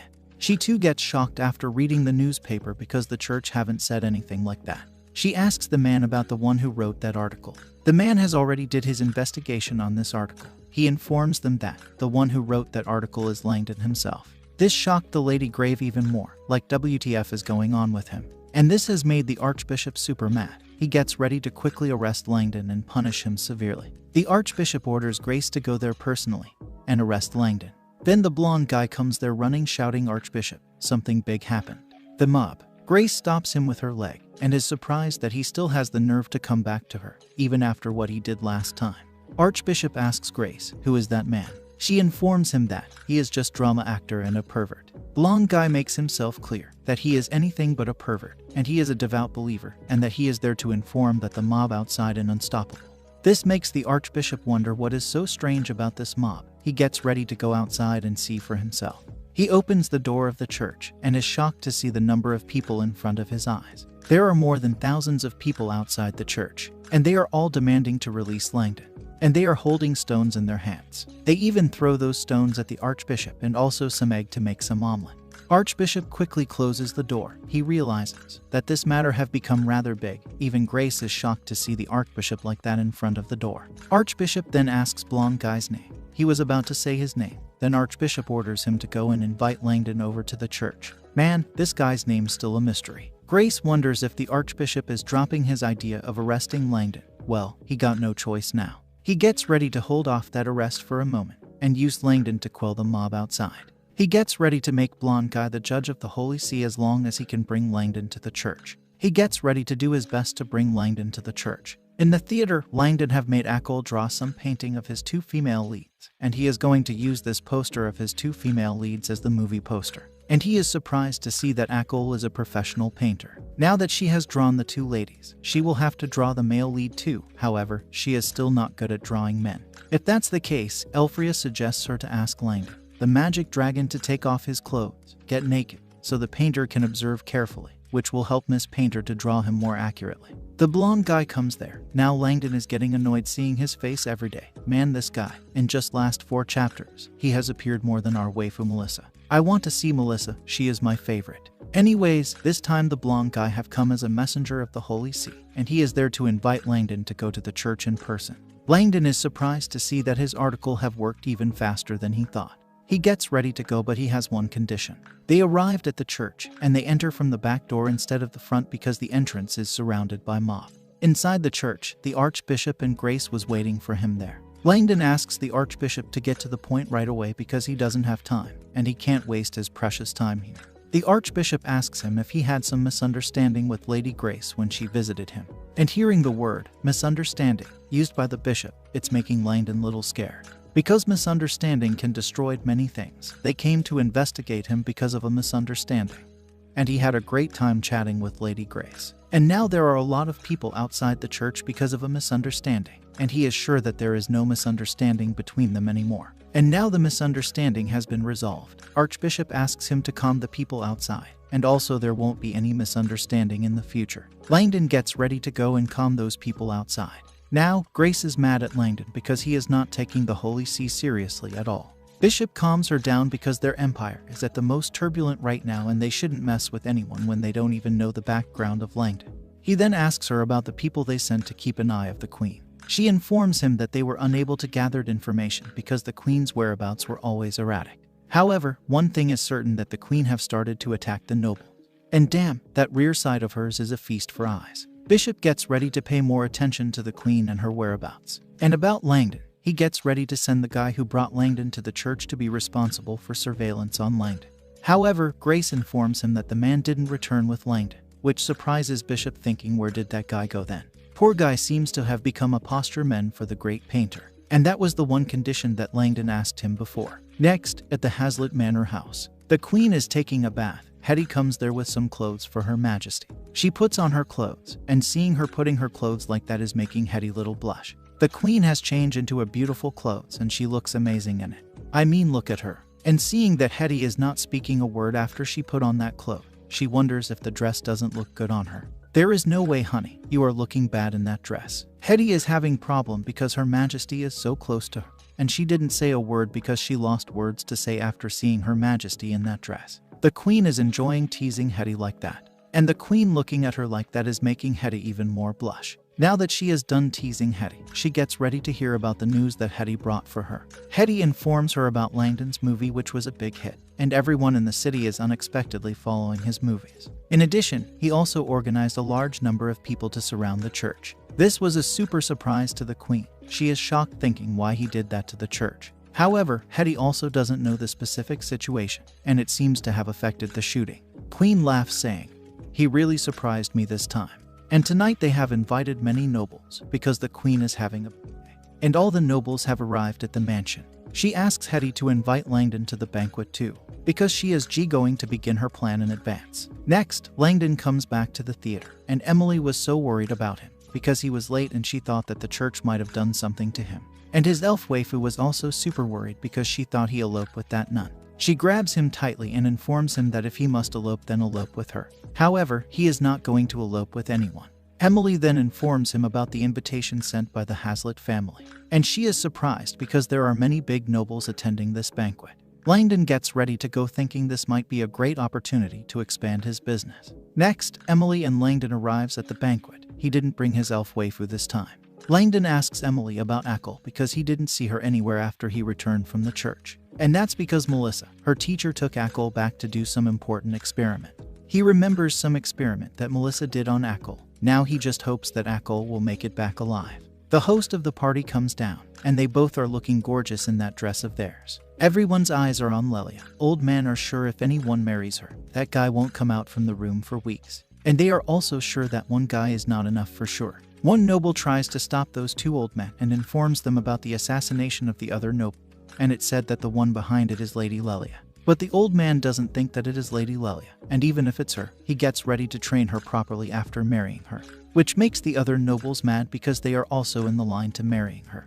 And that old coot is saying that he is going to marry such a beauty. However, old man tells him not to worry because he can share her with them once he is done with her. Now this is getting all of them excited. All the men who have come there are thinking about one thing only: make that Lady Lelia theirs. This is making Hetty super mad. She is ready to cut them down. Lelia stops her because they won't be seeing tomorrow's sunrise. Langdon greets her. She too greets him and is happy to see the Empire's most famous man.